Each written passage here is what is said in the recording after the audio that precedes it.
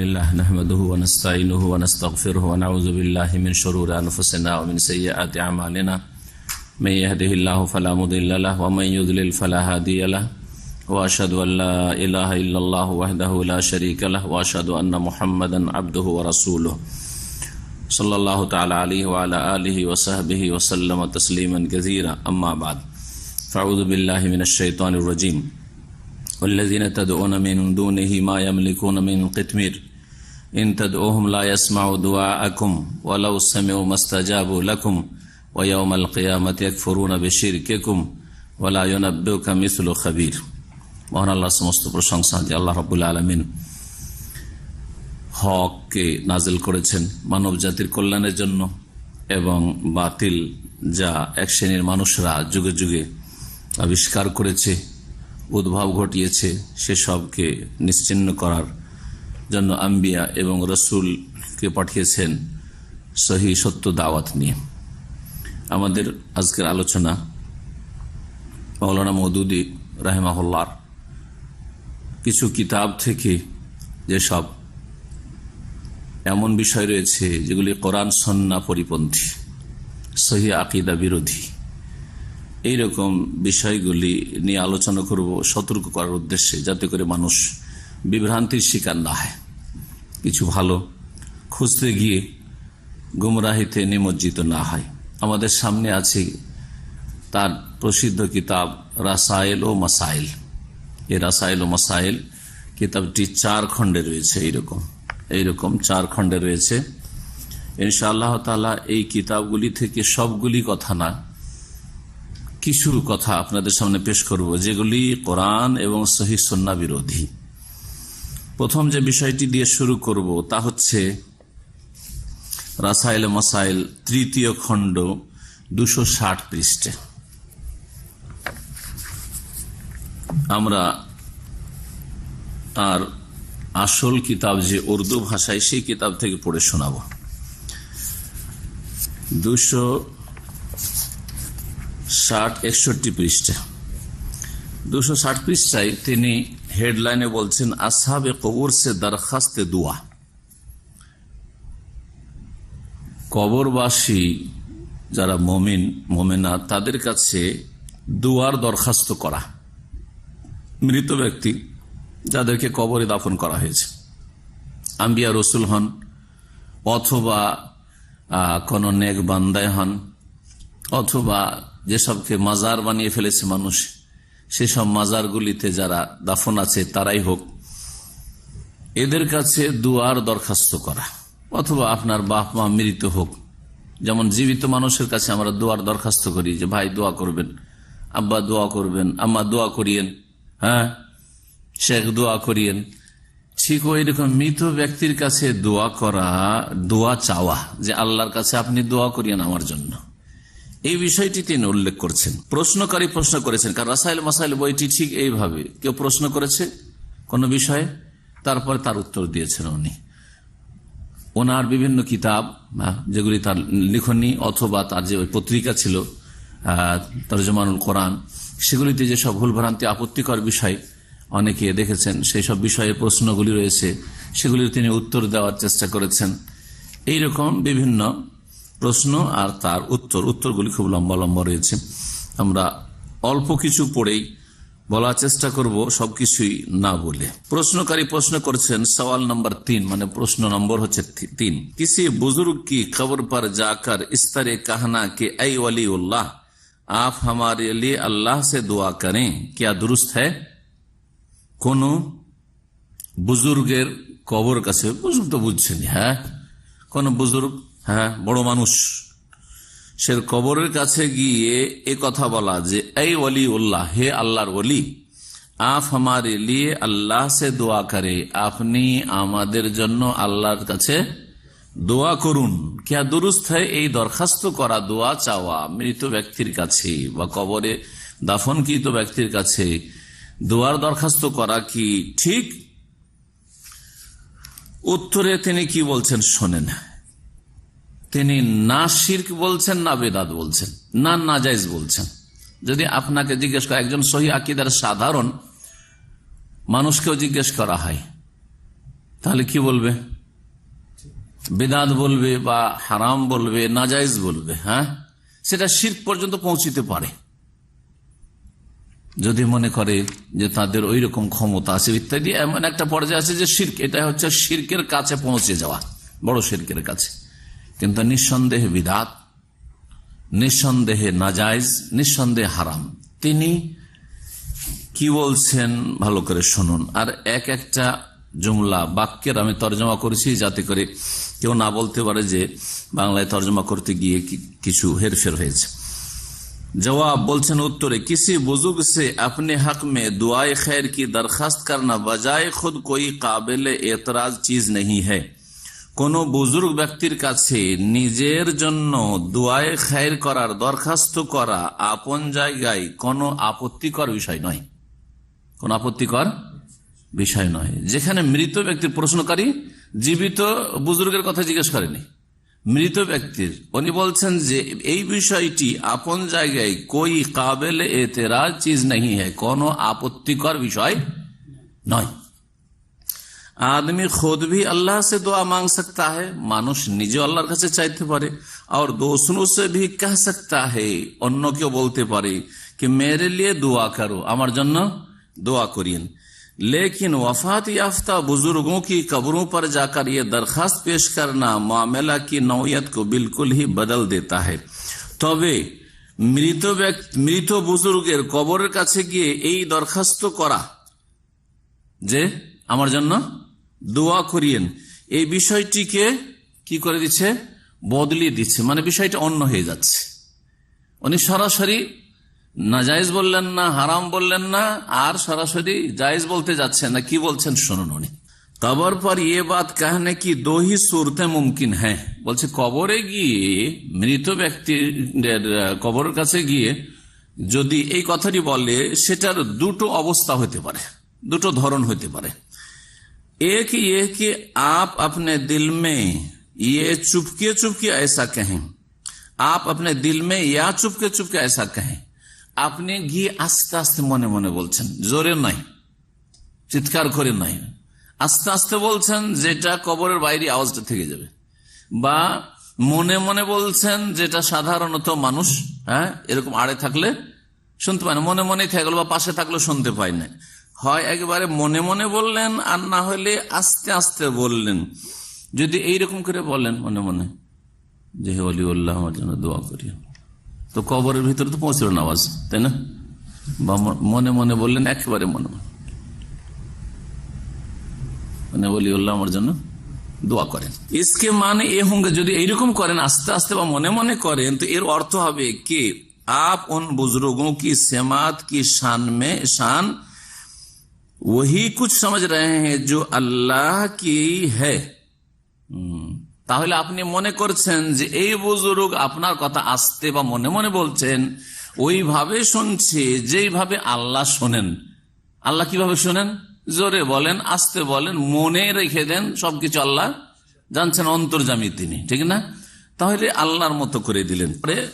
কোরআনে কারীমের সূরা মুলকের আয়াত তিনি পেশ করছেন যে আল্লাহ শানে যা বলা হয়েছে, আসিররু কাওলাকুম আও ইজহারু বিহি ইন্নাহু আলিমুম বিযাতিস সুদূর, তোমরা তোমাদের কথা আস্তে গোপনে বলো, আও ইজহারু বিহি অথবা প্রকাশ করো, জোরে বা আস্তে বলো, ইন্নাহু আলিমুম বিযাতিস সুদূর, নিশ্চয় আল্লাহ তোমাদের অন্তর্যামী, অন্তরের সবকিছু সম্পর্কে সম্যক জ্ঞানী। তার মানে বলতে চাইছেন যে এটা আল্লাহর কাজ, তাই না? আস্তে আস্তে যদি বলেন। এখন বাকি থাকলো দ্বিতীয় অবস্থা, জোরে জোরে চিৎকার করে বলছে। दूसरी सूरत ये हो सकती है, দ্বিতীয় অবস্থা কবর কাছে গিয়ে দোয়ার জন্য দরখাস্ত করছেন कि आप जोर जोर से उन वली उल्लाह को पुकार कर ये बात कहें, চিৎকার করে আওয়াজ করে ওই ওলি উল্লাহকে আপনি বলছেন যে হে ওলি উল্লাহ আমার জন্য দোয়া করেন আল্লাহর কাছে, আমি আপনার কাছে দোয়ার দরখাস্ত করছি। इस सूरत में एतेकाद की खराबी तो लाजिम ना आएगी, বলছি এতে আকীদার কোনো খারাপি হবে না। ইন্না লিল্লাহি ওয়া ইন্না ইলাইহি রাজিউন, এতে আকীদার কোনো খারাপি হবে না। চিৎকার করে গিয়ে কারো কবরের কাছে গিয়ে বলেন হে আল্লাহর ওলি আপনি, বা হে আল্লাহর নবী, বা হে অমুক, নবীর কথা বলে না অলি, হ্যাঁ, যে কোনো লোককে।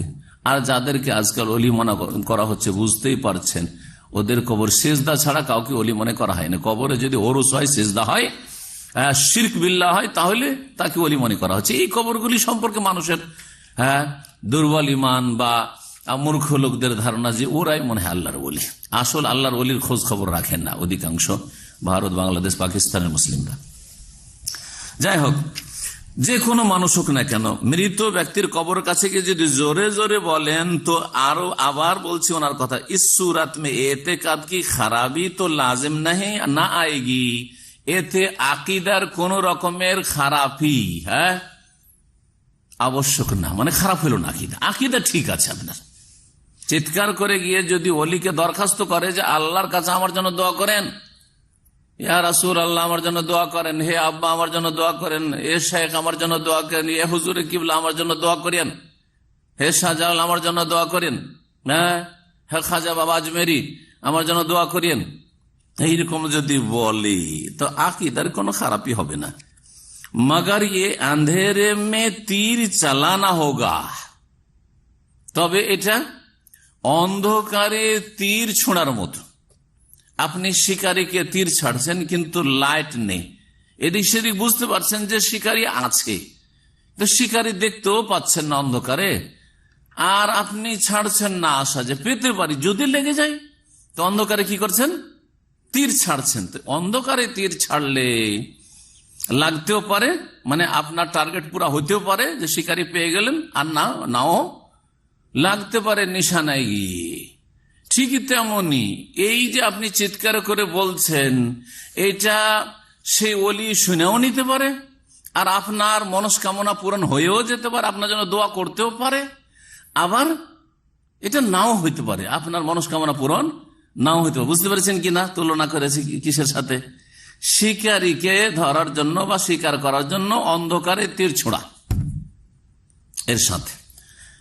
তারপরের ব্যাখ্যাতে আরো স্পষ্ট হবে, যে কথাটি আমি ব্যাখ্যা করলাম সেটা আমার ব্যাখ্যা না, তিনি বলছেন অন্ধকারে তীর চালানোর মতো। শেখ সাফিউর রহমান মুবারকপুরী আমাদের ওস্তাদ, তিনি বলতেন যে কবরে গিয়ে কেউ দরখাস্ত করেছে, তাকে মৌলানা মওদুদী শিরক বলছে না, বলছে অন্ধকারে তীর ছাড়ছে সে। এ কথাটা আমাদেরকে পড়াইতে বলেছিলেন, এই কিতাব দিকে বলেছিলেন, কিতাব ধরে এরকম বলেননি, কিন্তু এমনিতে বলেছেন এই কন্ডিশনটা।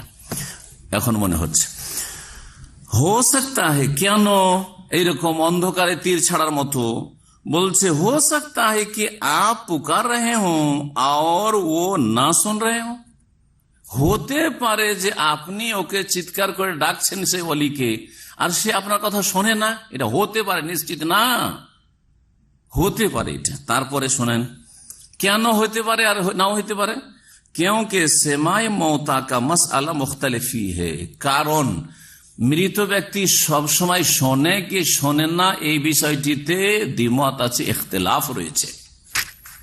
এখন এই বিষয়টি বুঝুন যে ইখতিলাফ কারা করেছে, বিদাতিরা ইখতিলাফ করেছে। এবং এই উক্তিটি যারা বলে মৃত ব্যক্তি সব সময় শোনে, এটি বিদাতি কথা, এইটি সাহাবাই কেরামদের কথা নয়, এইটি তাবেঈনদের কথা নয়, এটি তাবা তাবেঈনের কথা নয়, আসলে এটি সহি আকীদা নয়। জি, মৃত ব্যক্তি না শোনার দলিলগুলি আমি নকল করে নিয়ে এসেছি, বলবো এখানে। আর কথাটা পুরোটা শুনিয়ে দিই। উনি কি বলতে চাইলেন যে মৃত ব্যক্তি শোনে কি শোনে না, ইখতিলাফ আছে। হ্যাঁ, মৃত ব্যক্তিকে আল্লাহ যদি কোনো সময় শোনাতে চান কোনো কথা, তাহলে শুনতে পারে, এই ব্যাপারে একমত ওলামারা।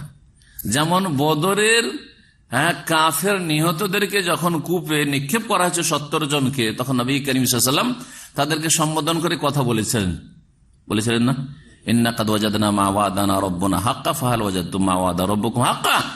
তোমার রাদিয়াল্লাহু তাআলা বলেছেন, ইয়া রাসূলুল্লাহ তুকাল্লিম আজসাদান লা আরওয়াহা, এমন বডির সাথে কথা বলছে, দেহের সাথে, তাদের এইসব দেহেতে কোনো রূহ নেই, কি শুনছে ওরা? তখন নবী করিম সাল্লাল্লাহু আলাইহি ওয়াসাল্লাম বলেছেন যে তোমাদের চাইতে এই সময়, আল-আন শব্দটি, এই সময় তোমাদের চাইতে বেশি তারা শুনছে। এই জন্য সহিহ আকীদার উলামাদের মত হচ্ছে এই বিষয়ে যে আল্লাহ যদি কোনো সময় বিশেষ ব্যক্তিকে বা কাউকে বিশেষ সময় শোনাতে চান তাহলে শোনে, সব সময় শোনে না। আসল হচ্ছে যে মৃত ব্যক্তি শোনে না, সেখানে গিয়ে কোনো কিছু করলে, আপনি কোরআন খানি করছেন শোনে না, চিৎকার করছেন শোনে না, ডাকছেন শোনেন না, তাকে ডাকছেন অথবা তাকে বলছেন আল্লাহর কাছে দোয়া করে দেন, কোনোটাই শোনে না। কিন্তু খাস সময় যদি আল্লাহ কখনো শোনাতে চান, এটা কেন তারা বলেছেন? কারণ এই বদরের কাফের মৃতদেহকে সম্বোধন করছে রাসূলুল্লাহ সাল্লাল্লাহু আলাইহি ওয়াসাল্লাম।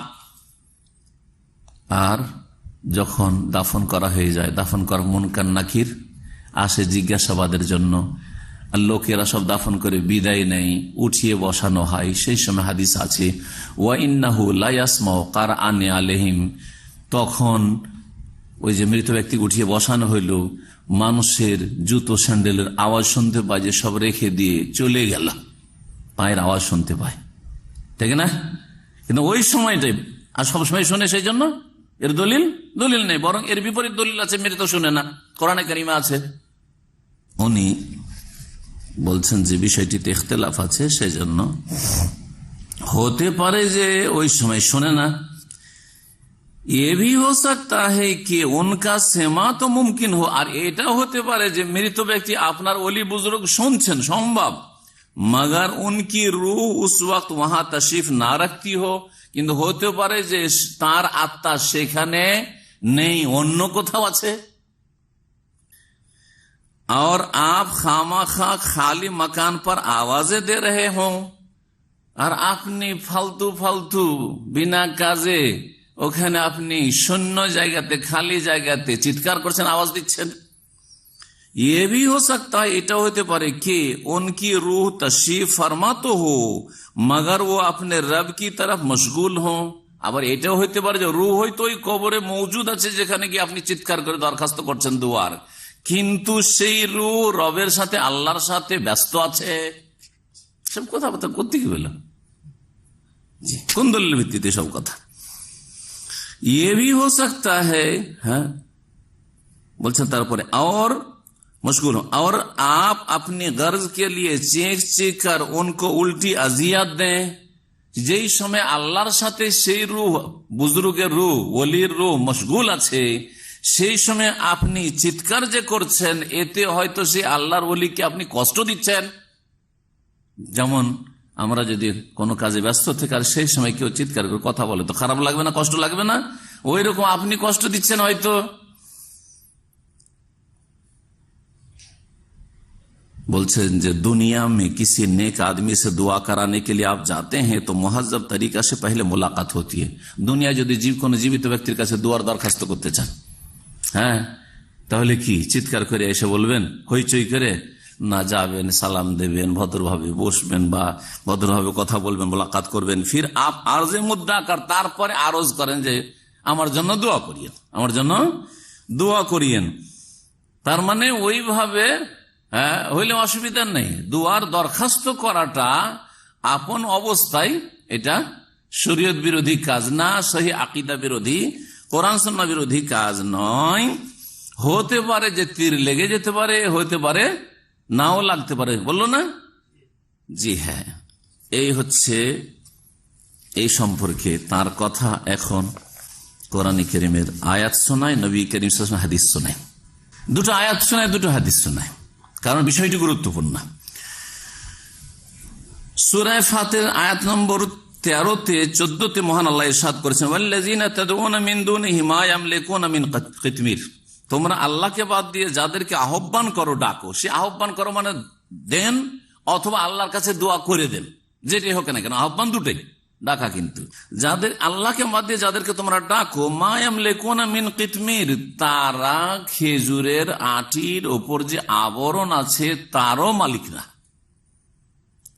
খেজুরের যখন যেটা খাবার আপনার যেটা, সেটা ছড়িয়ে নেবেন, খেজুর আটির ওপর কি আছে, একবারে পাতলা সরু চিকো সাদা আবরণ আছে, ওটা হচ্ছে কিতমির। ওটারও মালিক না, ওটাও দিতে পারে না তোমাকে। আল্লাহ বলছেন যে তুমি যদি বা তোমরা যদি তাদেরকে ডাকো, লা ইয়াসমাউ দুআআকুম, তোমাদের ডাক শোনে না। আল্লাহ কি বললেন? শোনে না। আর মওদুদী সাহেব বলছেন যে শোনার ব্যাপারটা যেহেতু ইখতিলাফ আছে, জি হ্যাঁ, ওয়ালাউ সামিউ, আল্লাহ বলছেন যদি শুনে নেয়, এটা হচ্ছে কিরকম, যেমন আমরা বলি ধৈর্য নাও, এইরকম সাপোজ যদি এরকম হয়, ওয়ালাউ সামিউ, যদি শুনেও, মাস্তাজাবু লাকুম, মনে রাখো যে তোমাদের ডাকে সাড়া দিতে পারবে না। তো যদি ধরে নেন কিছুক্ষণের জন্য যে তোমার দরখাস্তটা শুনলো যে হে অলিউল্লাহ আমার জন্য দোয়া করিয়েন, মাস্তাজাবু লাকুম, তোমাদের ডাকে সাড়া দিতে পারবে না, তোমাদের আরজি পুরা করতে পারবে, দরখাস্ত পুরা করতে পারবে না, তলব পুরা করতে পারবে না। ওয়ায়াউমাল কিয়ামতি ইয়াকফুরুনা বিশিরকিকুম, আর কিয়ামতের দিনে সেই নেক বান্দা, নবী, ওলি, মুমিন বান্দা, মৃত ব্যক্তি যাকে ডাকছো, সে তোমাদের শিরকে অস্বীকার করবে। এই আহ্বানটাকে আল্লাহ কি বললেন? শিরক বললেন। বললেন যে তোমাদের এই কাজটাকে, এই শিরক শব্দ বলে দিয়ে আল্লাহ বলতে চাইলেন যে এই যে আচরণটা করছো, কবরে গিয়ে ডাকছো কাউকে, মৃত ব্যক্তিকে, হ্যাঁ, এটা হচ্ছে কি? শিরক। এটা হচ্ছে শিরক।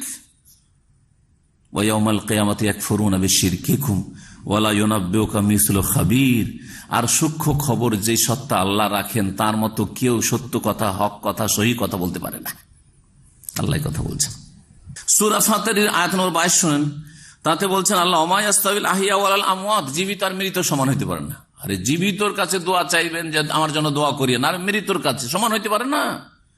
জীবিত মৃত কোনো ক্ষেত্রে সমান হইতে পারে না। জীবিত ব্যক্তি যদি কমজোর থেকে কমজোর হয়, তারপরেও কিছু চাইলে আপনাকে 2, 4, 10, 20 টাকা দিতে পারবে, কিছু তো দিতে পারবে, কিছু তো হেল্প করতে পারবে, তাই না? যে কোনো দিক থেকে এটা ভারী বোঝা ওঠার ক্ষেত্রে কিছু তো হেল্প করতে পারবে। কিন্তু মৃত ব্যক্তি নিজে চলতেও পারে না, নিজে কাপড় পরিধানও করতে পারে না, নিজে গোসলও করতে পারে না, নিজের আতরও লাগাইতে পারে না, নিজে খাটে উঠতে পারে না, বিছানায় উঠতে পারে না, নিজে কবরেও নামতে পারে না, কোনোটাই করতে পারে না। যার ফলে একটা মৃতদেহকে অন্য লোকেরা গোসল করায়, অন্য লোকেরা পরিষ্কার পরিচ্ছন্ন করে, অন্য লোকেরা কাপড় পরিধান, কাফন পরিধান করায়, আর অন্য লোকেরা খাটে উঠিয়ে রাখে, অন্য লোকেরা খাট থেকে নামিয়ে নিয়ে গিয়ে কবরে রাখে। সুবহানাল্লাহ। তারপরও তার কাছে কি দরখাস্ত করবেন? আল্লাহ বলছেন ওমা ইয়াস্তাবিল আহিয়া ওয়াল আমওয়াত, জীবিতরা আর মৃতরা সমান না। ইন্নাল্লাহ ইউসমিউ মান ইয়াশা, আল্লাহ যাকে চান শোনাতে পারেন, আল্লাহ শোনাতে পারেন যাকে চান। কিন্তু শোনো, ওমা আনতা বিমুসমাইন মান ফিল কুবুর, যারা কবরে চলে গেছে তাদেরকে হে নবী, হে মুসলিম, তুমি শোনাতে পারবে না। এর চেয়ে স্পষ্ট কি লাগে? ওমা আনতা বিমুসমাইন মান ফিল কুবুর, যে কবরে চলে গেছে, বা যারা, মান বহু বচনের ক্ষেত্রে ব্যবহার হয়, যারা কবরে চলে গেছে, কবরবাসী, তাদেরকে তুমি শোনাতে পারো না। ওমা আনতা বিমুসমাইন মান ফিল কুবুর, সূরা ফাতির আয়াত নম্বর 22। মানুষ মারা গেলে আমল বন্ধ হয়ে যায়। দুনিয়ার যেমন ডিউটি, চাকরি, ব্যবসা সব বন্ধ হয়ে যাবে, কথা বলা বন্ধ হয়ে যাবে, খাওয়া দাওয়া বন্ধ হয়ে যাবে, স্বামী স্ত্রী মিলন বন্ধ, সব বন্ধ হবে না? হবে না? ঠিকই তেমনি দোয়া করা বন্ধ হয়ে যাবে। নিজের জন্য দোয়া করা বন্ধ হয়ে যাবে, অন্যের জন্য দোয়া করা বন্ধ হয়ে যাবে। না অন্যের জন্য দোয়া করা থাকবে? চিন্তা করুন, সহিহ মুসলিমের হাদিস, প্রিয় নবী মুহাম্মদ সাল্লাল্লাহু আলাইহি ওয়াসাল্লাম বলছেন, আবু হুরায়রা রাদিয়াল্লাহু তাআলা আনহু থেকে বর্ণিত, আন্না রাসূলুল্লাহ সাল্লাল্লাহু আলাইহি ওয়াসাল্লাম বলছেন, রাসূলুল্লাহ ইযা মাতাল ইনসানু ইনকাতা আনহু আমালুহু, মানুষ যখন মারা যায় তখন তার আমল কি হয়ে যায়? ইনকাতা, বন্ধ হয়ে যায়, স্টপ হয়ে যায়। ইল্লা মিন সালাসা, 3টি চলতে থাকে, সে কাজ করতে থাকে না, এগুলি করেছে যে জন্য পৌঁছেছে, কিছু নেকি পৌঁছিতে থাকছে, এইরকম গোনাও পৌঁছে থাকবে, গোনার রাস্তা খুলে গেলে। ইল্লা মিন সালাসা, 3টি ভালো রাস্তা খোলা আছে। ইল্লা মিন সাদাকাতিন জারিয়া, এমন সাদাকা, সেটা যদি কন্টিনিউ হয়, এমন সাদাকা সেটা থেকে এখনো মানুষ লাভবান হচ্ছে, উপকৃত হচ্ছে। আও ইলমিন ইউনতাফা বিহি, অথবা এমন বিদ্যা, জ্ঞান ছেড়ে গেছে যা দিয়ে মানুষরা উপকৃত হচ্ছে। যতদিন লাভবান হবে ততদিন পর্যন্ত নেকি পৌঁছতে থাকবে। ইমাম বুখারী রাহমাহুল্লাহর সহিহ বুখারী থেকে কিয়ামত পর্যন্ত লোকের উপকৃত হচ্ছে, নেকি পৌঁছিতে আছে, নেকি পৌঁছিতে আছে। এইভাবে সমস্ত আইম্মায়ে কেরাম, ওলামায়ে কেরাম আর দিনের খাদেমদের অবস্থা, হ্যাঁ, লিখনি হোক অথবা তাদের আলোচনা হোক, তা দিয়ে যদি মানুষ লাভবান হয় তাহলে তাদের কাছে নেকি পৌঁছিতে থাকবে। কিন্তু আগেই করে গেছেন, এমন না যে মরার পরে কিছু করছেন, তারা আমল বন্ধ হয়ে গেছে তাদের। আও ওয়ালাদিন সালিহিন ইয়াদউ লাহু, অথবা নেক সন্তান ছেড়ে গেছে, সেই নেক সন্তান দোয়া করছে, ছেলেমেয়েরা দোয়া করছে। প্রথম কথা, সন্তান নেক হইতে হবে, আর 2 নম্বরে যদি জীবিত সন্তানরা দোয়া করে, মৃতের দোয়া করার কথা কোনো প্রশ্নই ওঠে না। মারা গেছে, আমল বন্ধ হয়ে গেছে, ইনকাতা আমালহু। আরেকটি হাদিস শোনাই, নবী করিম সাল্লাল্লাহু আলাইহি ওয়াসাল্লামের সাহাবীরা, একজন সাহাবী কোনদিন রাসূলুল্লাহ সাল্লাল্লাহু আলাইহি ওয়াসাল্লাম কবর মোবারকের কাছে গিয়ে বলেছেন যে ইয়া রাসূলুল্লাহ উদুলি, আমার জন্য দোয়া করিয়েন, ফাইন্নী ফি মুসিবাতিন, আমি খুব মুসিবতে আছি। বলেছেন, কোন প্রমাণ কেউ দিতে পারবে? বরং এর বিপরীত প্রমাণ সহিহ বুখারীর হাদিসে বলছি। যে হাদিসটি বললাম যে মানুষ মারা গেলে আমল বন্ধ হয়ে যায়, সহিহ মুসলিমের হাদিস, হাদিস নম্বর 3084। যে হাদিসটি বলতে যাচ্ছি যে রাসূলুল্লাহ সাল্লাল্লাহু আলাইহি ওয়াসাল্লামের তিরোধানের পরে কেউ কবরের কাছে গিয়ে রাসূলুল্লাহ সাল্লাল্লাহু আলাইহি ওয়াসাল্লামের কাছেও দোয়ার দরখাস্ত করেননি, কারণ তারা জানতেন যে তিনি মারা গেছেন, তার কাছে আর দোয়ার দরখাস্তের সুযোগ নেই। এখন তার ছেড়ে যাওয়া দ্বীনের প্রতি আমল করতে হবে। দোয়া কার কাছে চাইতে যেতেন? জীবিতদের কাছে। জীবিতর কাছে দোয়া চাইতে যাচ্ছেন, অথচ শরীয়তে যদি রাস্তা থাকতো যে মৃতের কাছে দোয়া চাওয়া যাবে, কবরে যিনি চলে গেছেন তার কাছে দোয়া চাওয়া যাবে, তাহলে রাসূলুল্লাহ সাল্লাল্লাহু আলাইহি ওয়াসাল্লামের কাছে দোয়া না নিয়ে অন্য কারো কাছে দোয়া নিতে যেতেন সাহাবারা? তারা বুঝতেন না কেন জুনিয়রের কাছে দোয়া নিতে, সিনিয়রের কাছে দোয়া পাবো তো, ঠিক কিনা? শোনেন হাদিস, আনাস বিন মালিক রাদিয়াল্লাহু তাআলা আনহু বর্ণিত, বলছেন আন্না ওমর ইবনে খাত্তাব রাদিয়াল্লাহু আনহু কানা ইযা কাহাতু, ওমর রাদিয়াল্লাহু তাআলা আমলে যখন বৃষ্টি দেখা দিত, বৃষ্টি হচ্ছে না, ইস্তাসকা বিল আব্বাস ইবনে আব্দুল মুত্তালিব, আব্বাস বিন আব্দুল মুত্তালিব রাসূলুল্লাহ সাল্লাল্লাহু আলাইহি ওয়াসাল্লামের চাচা, আব্দুল মুত্তালিবের ছেলে, যিনি মুসলিম ছিলেন, তার কাছে ইস্তিসকার জন্য দোয়া চাইতেন যে আল্লাহর কাছে বৃষ্টির দোয়া করে দেন, আমাদের জন্য দোয়া করে দেন। দোয়া কার কাছে চাইতে যেতেন? আব্বাস রাদিয়াল্লাহু তাআলার কাছে, যেহেতু তিনি জীবিত। আর বলতেন ফাকাল, আর বলতেন আল্লাহুম্মা ইন্না নাকুন্না নাতাওয়াসসালু ইলাইকা বিনাবিয়িনা ফাতাসকিনা, হে আল্লাহ, তোমার সান্নিধ্য লাভ করতাম আমরা আমাদের নবীর মাধ্যমে, তখন ফাতাসকিনা, আমাদেরকে আপনি পানি দিতেন, বৃষ্টি দিতেন নবী সাল্লাল্লাহু আলাইহি ওয়াসাল্লামের জীবদ্দশায়। এখন নবী যেহেতু আমাদের বিচে নন, সেই জন্য ইন্না নাতাওয়াসসালু ইলাইকা বিআম্মি নাবিয়িনা, এখন আমাদের নবীর চাচার মাধ্যমে সান্নিধ্য লাভ করছি। তাওয়াসসুল মানে কুরবা, তোমার নৈকট্য লাভ করছি, অর্থাৎ তোমার নবীর চাচার কাছে দুয়ার দরখাস্ত করছি। ফাসকিনা, সুতরাং আমাদেরকে কি দেন? বৃষ্টি দান করুন। কালা ফায়ুস কাউন, তখন বৃষ্টি হইতো, তখন বৃষ্টি হইতো। কেন সাহাবাই কেরামগণ কেউ এই মাসলা জানলেন না যেটা মৌলানা মওদুদী জানলেন? যে মৃত ব্যক্তির কাছে চাওয়াটা আপন অবস্থা যদি এরকম হয়, তো এটা এমন আকীদায়, এতে কোনো খারাপই আসে না। যখন আকীদায় খারাপই আসে না, সাহাবীরা একবারও, তাও রাসূলুল্লাহ ওলিও না, রাসূলুল্লাহ সাল্লাল্লাহু আলাইহি ওয়াসাল্লামের কাছে গিয়ে দরখাস্ত করলেন, ইয়া রাসূলুল্লাহ উদু লানা, আমাদের জন্য দোয়া করেন, আমাদের এই সমস্যা। সেই সময় কত সমস্যা এসেছে, কত না সমস্যা, মদিনার উপর হামলা হয়েছে, মক্কায় হয়েছে, আরো কত জুলুম অত্যাচার হয়েছে, আর কত রকমের আপদ বিপদ এসছে। কখনো রাসূলুল্লাহ সাল্লাল্লাহু আলাইহি ওয়াসাল্লামের কাছে কবরের কাছে গিয়ে দরখাস্ত করেন নাই। বুঝলেন তাহলে যে আকীদার ইখতিলাফ, আমাদের সাথে যে দূরত্ব জামাত ইসলামীর এবং দ্বিমত মৌলানা মওদুদীর, যিনি জামাত ইসলামীর প্রতিষ্ঠাতা, আর মৌলানা মওদুদী এই জামাত ইসলামীর আদর্শ, জি হ্যাঁ, তার সাথে আমাদের শুধু ফিকহি মাসলা মাসাইলে ইখতিলাফ নেই, বরং আকীদাতে ইখতিলাফ রয়েছে, মানহাজে ইখতিলাফ রয়েছে। ইনশাআল্লাহ তাআলা এই বিষয়গুলি একটা আলোচনাতে সবার জন্য আমি বলবো, যারা বেশি লম্বা এসব শুনতে না পারবে তারা ওইটা শুনে নেবে যে এই সমস্যাগুলি আছে, আর বাকি এগুলো অতিরিক্ত যদি জানতে হয় তো এই কিতাব খুলে খুলে যখন বলেছি বা বলছি, ওগুলো থেকে আপনারা তার সত্যতা যাচাই করে নেবেন এবং দেখে নেবেন, শুনে নেবেন। দ্বিতীয় যে বিষয়টি আজকে আলোচনা করব সেটা হচ্ছে মৌলানা মওদুদী রাহিমাহুল্লাহ তার রাসাইল মাসাইল 4th খণ্ড 132 পৃষ্ঠায় রাসূলুল্লাহ সাল্লাল্লাহু আলাইহি ওয়াসাল্লামকে কেউ যদি গালমন্দ করে, রাসূলুল্লাহ সাল্লাল্লাহু আলাইহি ওয়াসাল্লামের কেউ মানহানি করে, তার সম্পর্কে কি বলেছেন এই বিষয়টি শুনুন, যেটা আহলে সুন্নাত ওয়াল জামাতের আকীদা এবং মতের পথের খেলাফ। বলছেন এতে मौलाना मौदूदी रसाइल मसाइल 4th खंड 132 पृष्ठा, इस्लामी रियासत में शातिम रसूल सल्लल्लाहु अलैहि वसल्लम जिम्मी की हैसियत, বলছে ইসলামিক স্টেটে মানে মুসলিম দেশে, ইসলামিক দেশে রাসূলুল্লাহ সাল্লাল্লাহু আলাইহি ওয়াসাল্লামকে যদি কোনো অমুসলিম সেখানকার জিম্মি মানে সেখানকার নাগরিক, অমুসলিম নাগরিক, যেমন পাকিস্তানের অমুসলিম নাগরিক অথবা বাংলাদেশের অমুসলিম নাগরিক, যে দেশে অমুসলিম নাগরিক আছে কিন্তু মুসলিম দেশ সেটা, সেই দেশের নাগরিক যদি, মুসলিম দেশের নাগরিক অমুসলিম যদি গাল দেই রাসূলুল্লাহ সাল্লাল্লাহু আলাইহি ওয়াসাল্লামকে, তাহলে তার বিধান কি? এতে মওলানা মওদুদী লিখেছেন, তার একটি কিতাব রয়েছে আল জিহাদ ফিল ইসলাম, তাতে লিখেছেন, এখানে লিখছেন জিম্মি খা कैसे ही जुर्म का इर्तिकाब करे, জিম্মি অর্থাৎ অমুসলিম ব্যক্তি যে মুসলিম দেশে নিরাপত্তা হাসিল করেছে মুসলিম শাসকের কাছ থেকে, জিম্মি বিশেষ করে শরীয়তের পরিভাষায়, ফিকহের পরিভাষায় যারা জিজিয়া দিয়ে থাকছে, আজকাল জিজিয়া দিয়ে না থাকলেও নাগরিকত্বের যেটা অধিকার আছে সে অধিকার নিয়ে থাকছে, ধরেন বলছেন যে জিম্মি যে কোনো অপরাধ করুক না কেন উসকা জিম্মা নেই টুটতা, তার যে দায়িত্ব নিয়েছে মুসলিম সরকার সেটা নষ্ট হয় না, যতই বড় অপরাধ করুক না কেন। মুসলিম জিম্মি মুসলিম দেশে যদি যতই বড় অপরাধ করুক না, অন্যায় করুক না কেন, তার এই যে নিরাপত্তার যে নিশ্চয়তা দিতে হবে সেটা নষ্ট হয় না। খাত্তাকে জিজিয়া বান কর দেন না, এমন কি যদি বলে জিজিয়া দেবো না, এতদিন দিয়েছিলাম দেবো না, তবুও তার নিরাপত্তা বহাল থাকবে।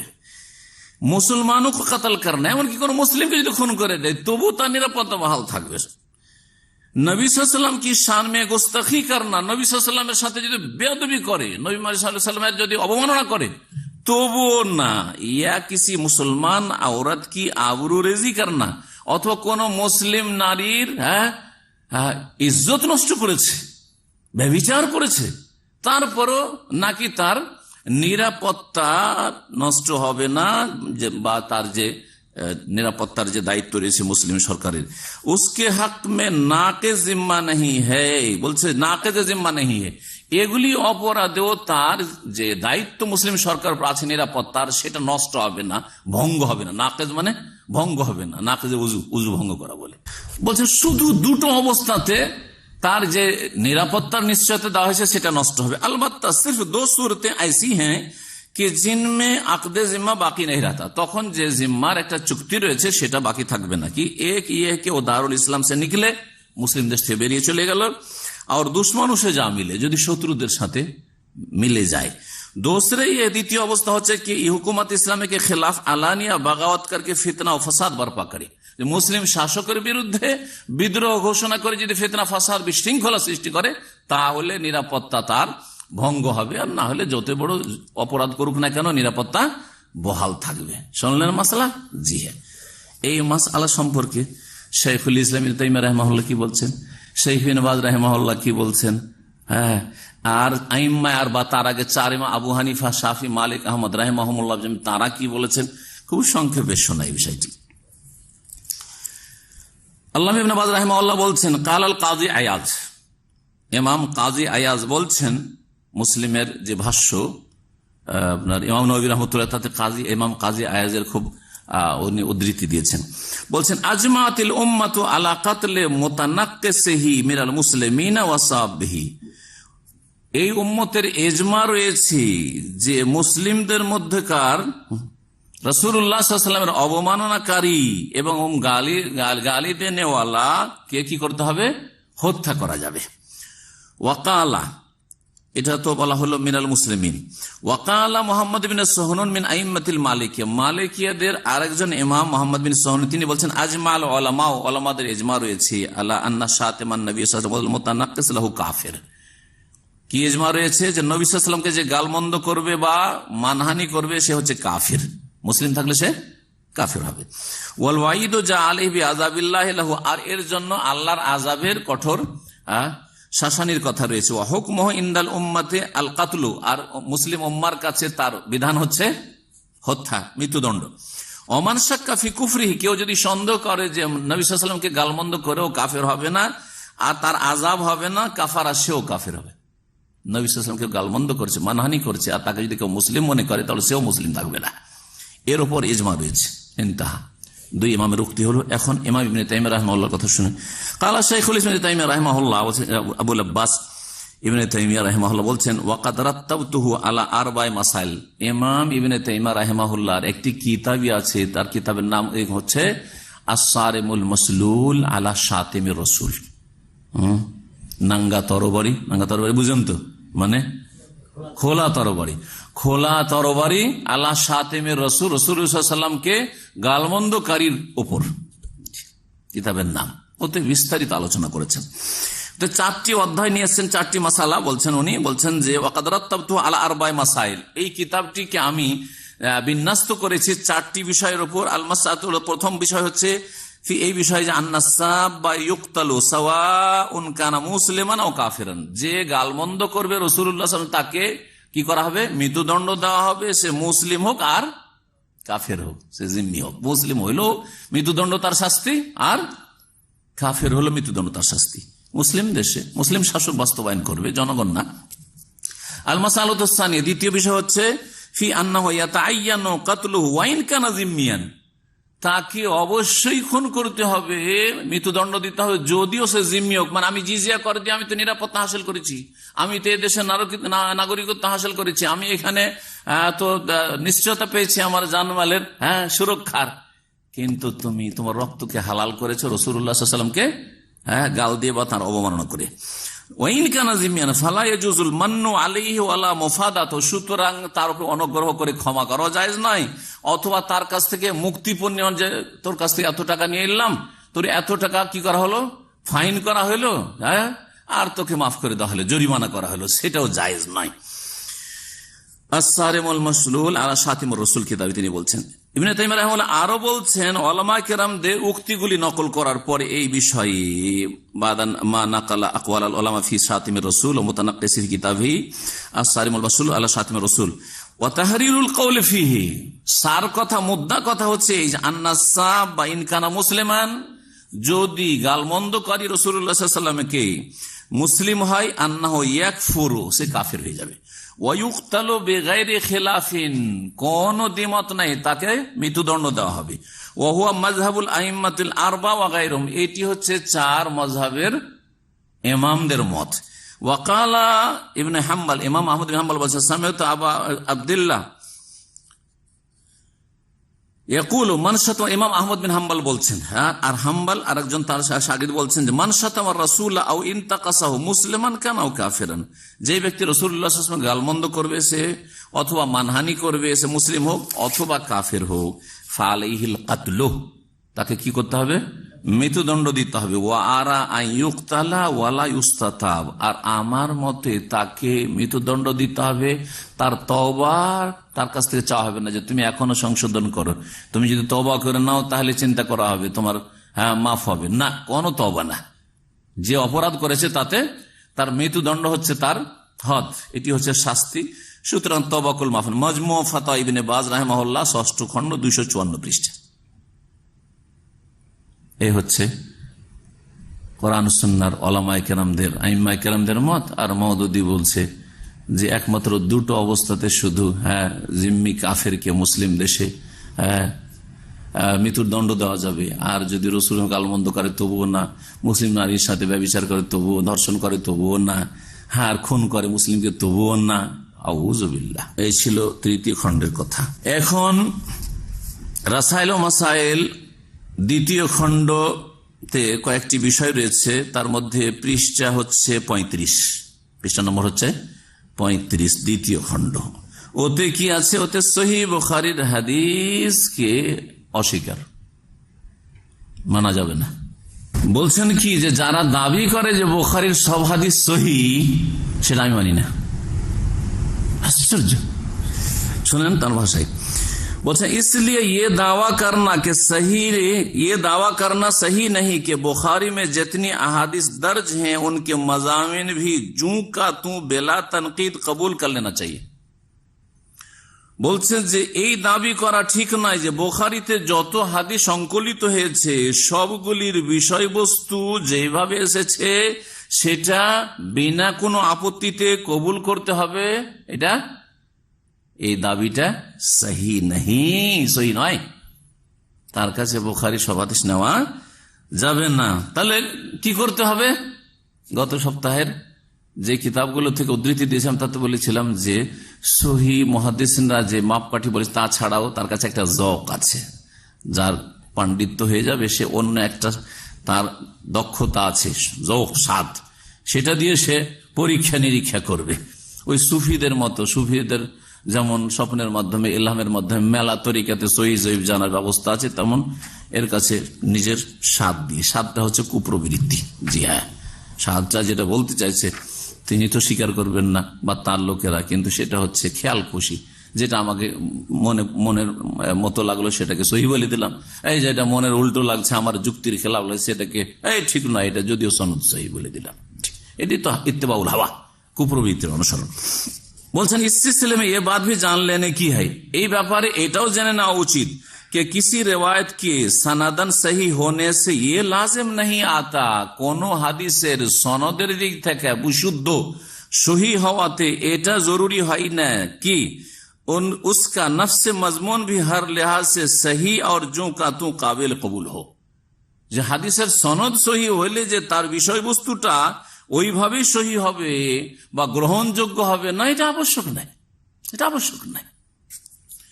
এই ছিল তার এই কথা। আর তারপরে আরো এই বিষয়টি কয়েক জায়গায় তিনি বলেছেন, যেটা প্রথম খণ্ডে আছে এই হাদিসের সহি জয়ীফের বিষয়টি। এখানে আরেকটি বিষয় আছে, যেটা বিষয় যেহেতু ভিন্ন সেই জন্য পরে ওটাতে আবার ফিরে আসি না। সহি হাদিসকে রিজেক্ট করা, প্রথম খণ্ড রাসাইল ও মাসাইল 176 পৃষ্ঠা এবং 184-85, 176, 184-85 দেখি আমরা এখন। 176 पृष्ठाय बोलते मौलाना मौदूदी, आइमा मुस्ताहिदीन ने जो कुछ फरमाया वो बिल्कुल सही है और मैं भी उसका कायल हूँ, लेकिन मैंने जो कुछ लिखा है उसका मतलब ये है कि बसा औक़ात सही इस्नाद हदीस मतन के एतबार से कमजोर पहलू रखती है। बोलছে आइमा मुस्ताहिदीनরা যা কিছু লিখেছেন ঠিক, और আমিও বলছি সেটা, लेकिन किंतु मैंने जो कुछ लिखा है, যা আমি লিখেছি যে হাদিস সবটা সহিহ বুখারী বা সহিহ হইলে সনদ সহিহ হইলে নেওয়া যাবে না, যে লিখেছি কেন বলছে যে বাসা औक़ात সহিহুল ইসনাদ হাদিস মতন কে এতবার সে কমজোর পহলু রাখতি है, কখনো কখনো সনদের দিক থেকে সহি হাদিস মতনের দিক থেকে, মানে যে বিষয়বস্তুটা হাদিস আছে ওর দিক থেকে দুর্বল, তাতে দুর্বল দিক আছে। और किताब सुन्नत से जो दूसरी मालूमात हमको हासिल हुई है, कुरान सुन्नत থেকে অন্য যে নলেজগুলি হাসিল হয়েছে उनके साथ उनका उसका मतन मुताबिकत नहीं रखता। এতে দেখা যাচ্ছে যেই সহি সনদের হাদিসটা রয়েছে অন্যান্য যে নলেজটা আমরা হাসিল করেছি কোরআন সুন্নাহ থেকে, সেই নলেজটার সাথে সাংঘর্ষিক হয়ে যাচ্ছে, একরকম হচ্ছে না, এরকম হয়ে যায়। এইরকম যদি অবস্থা হয়ে যায়, উনি একটা কাল্পনিক অবস্থা তৈরি করছেন যে কোরআন সুন্নাহর আমাদের কাছে অলরেডি নলেজ আছে একটা, আর একটা হাদিস সহি সনদ আসলো, সেই সনদের থেকে বর্ণিত যে হাদিসটা আছে সে তার বিষয়বস্তুটা আমাদের যে নলেজগুলি আছে তার সাথে কি সাংঘর্ষিক, সামঞ্জস্যশীল নয়। এইরকম যদি হয়ে যায় তো ऐसे हालत में नागुजीर हो जाता है, এইরকম অবস্থায় আমাদের জন্য আমরা নিরুপায় হয়ে যাই যে দুটোর একটা করতে হবে। কি করতে হবে? ইয়া উস হাদিস কি তাবিল কি যায়, ওই হাদিসের অন্য কোনো ব্যাখ্যা করতে হবে, তাবিল অপব্যাখ্যা বা দূরের ব্যাখ্যা, অন্য কোনো ব্যাখ্যা করতে হবে। আর ইয়া উসে রদ কিয়া যায়, অথবা হাদিসটা কি করতে হবে? রিজেক্ট, রদ করে দিতে হবে।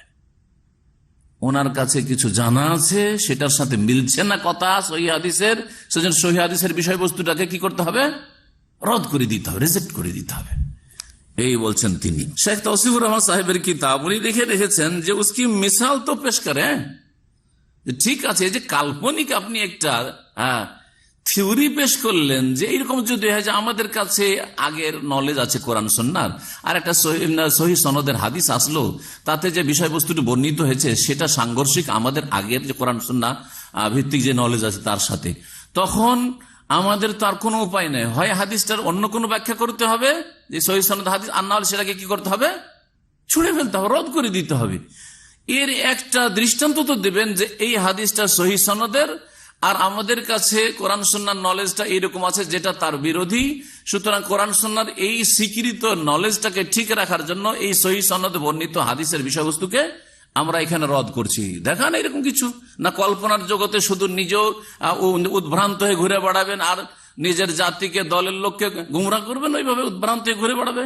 ফি তুগয়ানিহিম ইয়ামাহুন, আল্লাহ কোরআনে বলেছেন, উদ্ভ্রান্ত হয়ে যারা ঘুরে বেড়ায় তাদেরকে। আল্লাহ মুস্তাআন। আরো বলছেন 184 পৃষ্ঠায় দেখেন আর 85 পৃষ্ঠায়, असल वाक़या यह है कि कोई रिवायत जो रसूलुल्लाह सल्लल्लाहु अलैहि वसल्लम की तरफ मंसूब हो उसकी निस्बत का सही और वो मोतबर होना बजाय खुद जेर बहस होता है। বলছে যে আসল বিষয় হচ্ছে, আসল ফ্যাক্ট, ওয়াকিয়া মানে ফ্যাক্ট হচ্ছে যে কি, যে কোই রেওয়ায়াত, কোন বর্ণনা যদি রাসূলুল্লাহ সাল্লাল্লাহু আলাইহি ওয়াসাল্লামের সাথে সম্পৃক্ত করা হয়, যে রাসূল সাল্লাল্লাহু আলাইহি ওয়াসাল্লাম বলেছেন, उसकी निस्बत का सही और मोतबर होना, সেটা এই যে নবী সাল্লাল্লাহু আলাইহি ওয়াসাল্লাম বলেছেন, করেছেন, এই সম্পৃক্ততা সহি এবং গ্রহণযোগ্য, বজায় খুদ জেরে বাহাস হতা হয়, এটাই হচ্ছে একটি গবেষণার বিষয়, गवेषणा दावी रखे। आपके नजदीक हर उस रिवायत को हदीस रसूल मान लेना जरूरी है जिसे मुहद्दिसिन सनद के एतबार से सही करार दे। বলতে চাইছে বিরোধীকে, যার আপত্তি তুলেছে তার এই সব মন্তব্যের ওপর, যে আপনার কাছে ওই সমস্ত হাদিস যেটা মুহাদ্দিসিনদের কাছে সনদের দিক থেকে সহি, মুহাদ্দিসিন কি বলেছেন, মুহাদ্দিসিন সনদ के एतबार से सही करार दें, মুহাদ্দিসিনরা সহি বলেছেন, সেটা কি করতে হবে, उस रिवायत को हदीस रसूल मान लेना जरूरी है। এটা সালাফি উলামারা বলছেন। জি হ্যাঁ, এর এই সালাফে সালেহিনদের আদর্শ, যে তারপরে মুস্তালাহুল হাদিস, উসুল হাদিসের উলামায়ে কেরাম, যে সনদ সহি এবং সেই হাদিস মনসুখ না, আর সেই হাদিস মারজু না, শাজ না, মুনকার না, যঈফ না, সুতরাং সেটা মুহকাম, তো কি করতে হবে, সেটা মেনে নিতে হবে। তো তিনি বলছেন যে না, আপনার কথা যে মেনে নিতে হবে, লেকিন হামারে নজদিক ইয়ে জরুরি নেই হ্যাঁ, তবে আমার নিকটে হাদিস সনদিক থেকে সহি হলে যে মেনে নিতে হবে এটা জরুরি নয়, স্পষ্ট কথা। লেকিন हमारे नजदीक ये जरूरी नहीं है, हम सनद की सेहत को हदीस के सही होने के लिए लाजिमी दलील नहीं समझते। বলছে আমি বা আমরা সনদ কি সেহাত কো, কোন সনদের সহি হওয়াটা হাদিস সহি হওয়ার জন্য আবশ্যক মনে করি না। তার মানে হাদিসের সনদ যদি জয়ীফ হয় তবু আমরা সেটাকে সহি মেনে নিতে পারি, বুঝতে পারছেন? তার মানে জয়ীফকে আমরা সহি মেনে নিতে পারি আর সহিকে আমরা রদ করে দিতে পারি। জি, लेकिन हमारे नजदीक ये जरूरी नहीं है, हम सनद की सेहत को हदीस के सही होने के लिए लाजिमी दलील समझे। सनद सही से जन हदीसटाও सही, এটা আবশ্যক না। हमारे नजदीक सनद किसी हदीस की सेहत मालूम करने का वाहिद जरिया नहीं है। আমাদের নিকটে কোন হাদিসের সহি জানার জন্য শুধু সনদটা সহি হওয়াটাই মাধ্যম নয়, শুধু একটি মাধ্যম না, আরো মাধ্যম আছে, বলকি ও উন জরায়ে মে সে এক হ্যাঁ, অনেকগুলি মাধ্যম আছে, সোর্স, তার মধ্যে একটা হচ্ছে সনদ দিয়ে হাদিসকে সহি জানা। আপনারা শুধু সনদের পিছনে পড়ে আছেন যে সনদ সহি যেন হাদিস সহি, আমি ওইটা মানি না, কথা বলতে চাইলেন। 184 নম্বর পৃষ্ঠা, প্রথম খণ্ড রাসাইল মাসাইল। 185 পৃষ্ঠায় দেখেন তিনি কি বলছেন, हम इस अमर का इल्तिजाम नहीं कर सकते कि महज इल्म रिवायत की बहम पहुंचाई हुई मालूमात पर पूरा एतमाद करके हर उस हदीस को जरूरी हदीस रसूल तस्लीम कर लें। बोलছেন যে আমরা इस अमर का इल्तिजाम नहीं कर सकते, এটা পাবন্দি করতে পারি না। কি পাবন্দি করতে পারি না? कि महज इल्म रिवायत की बहम पहुंचाई हुई मालूमात, इल्मे रिवायत माने सनদের যে ইলম, হ্যাঁ, হাদিসের যে জ্ঞান, উসুলে হাদিসের যে সহি জয়ীফের যে কায়দা কানুনগুলি, এগুলির ভিত্তিতে पूरा एतमाद करके, पूरा निर्भर करे এসবের ওপর, हर उस हदीस को जरूरी हदीस रसूल तस्लीम कर लें, যে সহি বলেছে সেই জন্য সেটা হাদিস রসুল বলে মেনে নেব, এটার পাবন্দি করতে পারি না। जिसे उस इल्म के रूह से सही करार दिया हो, এই উসুলে হাদিসের কায়দা কানুনে যে ইলম রয়েছে তাতে সহি বলা হয়েছে, সেই জন্য আমরা পাবন্দ সেটাকে সহি মানতেন না। आप हमारी इस राय से इत्तेफाक ना करें, হতে পারে যে আমার এই মতের সাথে আপনারা একমত না হন বা হবেন না হয়তো, जिस तरह हम आपकी इस राय से इत्तेफाक नहीं करते, যেমন আপনাদের মতের সাথে আমি একমত নই। বুঝা গেছে? যেমন আপনারা মত পোষণ করছেন যে সনদ সহি হইলে হাদিস সহি, আমি ওর বিপরীত মত রাখি, আপনাদের মতের সাথে একমত নয়, যেমন আপনারা আমার মতের সাথে একমত নয়। দাড়ি সম্পর্কে শোনেন মৌলানা মওদুদের কয়েকটা স্তর গেছে। একসময় ক্লিন শেভ, আর মনে হয় কি এই কিতাবটা ওই যুগে লেখা হয়েছে, অথবা ক্লিন শেভ থেকে ওই শিয়া মার্কা দাড়ি যখন রাখা শুরু করেছে খচখচিয়া, সেই যুগে মনে হয় এই কিতাব রাসাইল মাসাইল লিখেছে। কারণ তিনি যে কিছু কিছু ফোকাহারা, যেমন হানাফি ফাকিরা, হানাফি আলেমরা বলে এক মুষ্টি বলে, ওই এক মুষ্টিও মানতে রাজি না। এমনকি এমন এমন কথা বলেছেন উনি দাড়ি সম্পর্কে, যে দাড়ি শেখ তৌসিফ লিখে রেখেছেন দাড়ি বিদাত, দাড়ি কি রাখা কি বিদাত। যে তার কথা থেকে ওইটি বোঝা যায় দাড়ি যেন পাবন্দ করা। দাড়িকে উনি সুন্নাত পন্থা বলতে চাননি, দাড়িকে আরবদের আদাত মানে ট্রেডিশন বলে দিচ্ছেন। যেমন মিশরের গুমরাহদের ফতোয়া শুনেছিলাম, মওদুদি এরকম কথা বলবে, এটা কল্পনা তো ছিল না। মিশরের দুটো দল আছে গুমরাহ। একটা দল আছে যারা বলে দাড়িটা হচ্ছে হাজি আদাতুল আরব, এটা হচ্ছে আরবদের ট্রেডিশন, এটা ইসলামের। যেমন ট্রেডিশন হচ্ছে পাগড়ি, ট্রেডিশন হচ্ছে জুব্বা পরা, ট্রেডিশন হচ্ছে এইরকমই আরবদের রুমাল, এক যুগে পাগড়ি পড়তে এখন রুমাল, ওই রকমই দাড়িটা ট্রেডিশন। তো ট্রেডিশন বলবেন যে আফুল লোহা ট্রেডিশন, আর বাড়াইতে বলবেন নাকি রাসূল সাল্লাল্লাহু আলাইহি ওয়াসাল্লাম। যদি আরবরা এমনি রাখতো, যেমন নবী করিম সাল্লাল্লাহু আলাইহি ওয়াসাল্লাম বড় চুল রেখেছেন, সেটা ইবাদতগত সুন্নত নাই। তারপরে যদি নবী সাল্লাল্লাহু আলাইহি ওয়াসাল্লামের এরকম চুল ছিল সেজন্য কেউ রাখে, তো আশা করি তার নিয়তের উপরে সওয়াব পাবে, কিন্তু সেটাকে সুন্নাহ বলবো না। কারণ সাহাবায়ে কেরামরা বা নবী করিম সাল্লাল্লাহু আলাইহি ওয়াসাল্লামের এমন কোন উক্তি নেই যে তোমরা এরকম করে বড় চুল রাখো, যেটাকে আমাদের সে লোকেরা বাবরি চুল বলে বা কি চুল বলে, সুন্নতি চুল বলে। কিন্তু দাড়ির ব্যাপারে তো 3 রকম দলিল আছে। নবী সাল্লাল্লাহু আলাইহি ওয়াসাল্লাম নিজে দাড়ি রেখেছেন, প্রত্যেক সাহাবী, এমন কোন সাহাবীর প্রমাণ নেই যে একজন সাহাবী দাড়ি মুন্ডন করতেন বা রাখতেন না, কোন হাদিস আছে? নেই। দাড়ি সকলে রেখেছেন, সকল আম্বিয়াদের দাড়ি ছিল। হারুন আলাইহিস সালাম দাড়ি ছিল, কোরআনে কারিমে রয়েছে। জি হ্যাঁ, ইয়াবনা উম্মা লা তাখুয বিলিহিয়াতি ওয়ালা বিরাসি। মুসা আলাইহিস সালাম যখন দাড়িটা ধরেছিলেন, হে আমার মায়ের সন্তান, তুমি আমার দাড়ি ধরিও না, আমার মাথার চুল ধরিও না। লাহিয়া আম্বিয়া রাসূলুল্লাহর সুন্নাত, সমস্ত প্রাচীন সুন্নাত দাড়ি রাখা। দাড়ি রাসূল রাখতে বলেছেন, তাকিদ করেছেন রাখো। দুই হইল, নিজে রেখেছেন, সাহাবীরা রেখেছেন, আর রাখতে হুকুম করেছেন। তৃতীয় হচ্ছে যে দাড়ি মুন্ডন করতে নিষেধ করেছেন, আর বলেছেন যে মুশরিক, অগ্নিপূজক, কাফেরদের বিরোধিতা করো। ফাইন্নাহুম ইয়াহলিকুনা লিয়াম, তারা দাড়ি মুন্ডন করে, তোমরা দাড়ি মুন্ডন করবে না। এই জন্য সঠিক মত হচ্ছে দাড়ি রাখা ওয়াজিব ইবাদত, ওয়াজিব এবং ইবাদত। মিশরি গোমরাহদের একটা দল এক সময় বলে দাড়িটা আরবদের ট্রেডিশন, যার ফলে দাড়ি দ্রোহিতা তাদের মধ্যে, দাড়ি সম্পর্কে একটা বিদ্বেষী মনোভাব কাজ করেছে। বড় বড় আল্লামা হয়ে গেছে, আর আল আজহারের বড় বড় প্রফেসর আর হয়ে গেছে, শাইখ হয়ে গেছে, কিন্তু দাড়ি নেই। বড় বড় কারি হয়েছে, আন্তর্জাতিক একবারে খ্যাতি সম্পন্ন, কিন্তু দাড়ি নেই। আল্লাহ যারা দুনিয়া থেকে চলে গেছে মাফ করুক, কি যে আল্লাহ পাক করবেন, আল্লাহ ভালো জানেন।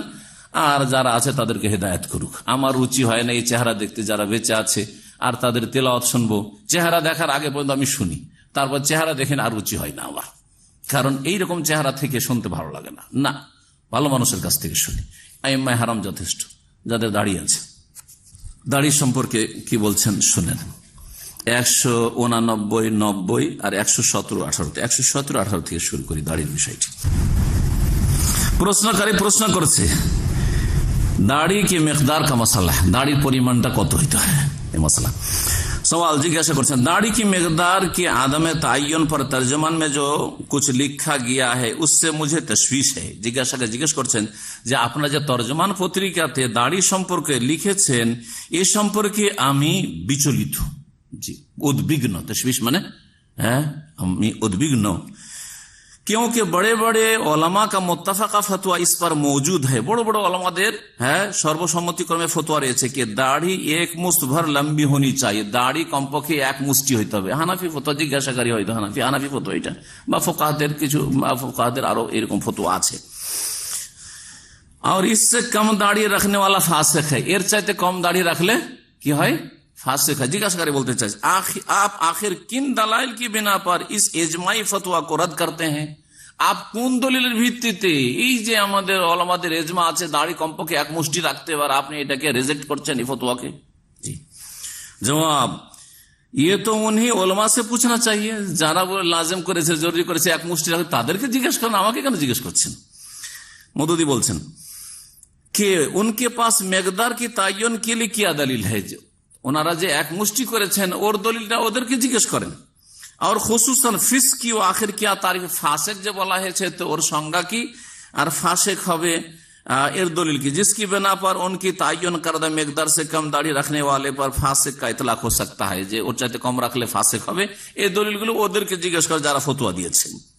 मुझे सख्त अफसोस है, তারপর বলছে আমাকে বড় আক্ষেপ হচ্ছে कि बड़े बड़े ओलमा खुद हुदूद शरिया को नहीं समझते, বড় বড় ওলামারা শরীয়তের সীমা রেখা বুঝে নাই। और ऐसे फतवा देते हैं, एमन एमन फतवा देय जो सरीहन हुदूद शरिया से मुताजाविज है, এমন এমন ফতোয়া দেয় যেগুলো শরীয়তের সীমানার সীমানা অতিক্রম করে যায়। দাড়ি के मुताल्लिक सारे ने कोई हद मुकर्रर नहीं किया। এখন দাড়ির ব্যাপারে শরীয়তে কোনো সীমানা বা সীমারেখা নেই যে এতটা রাখতে হবে, হইলেই হইল।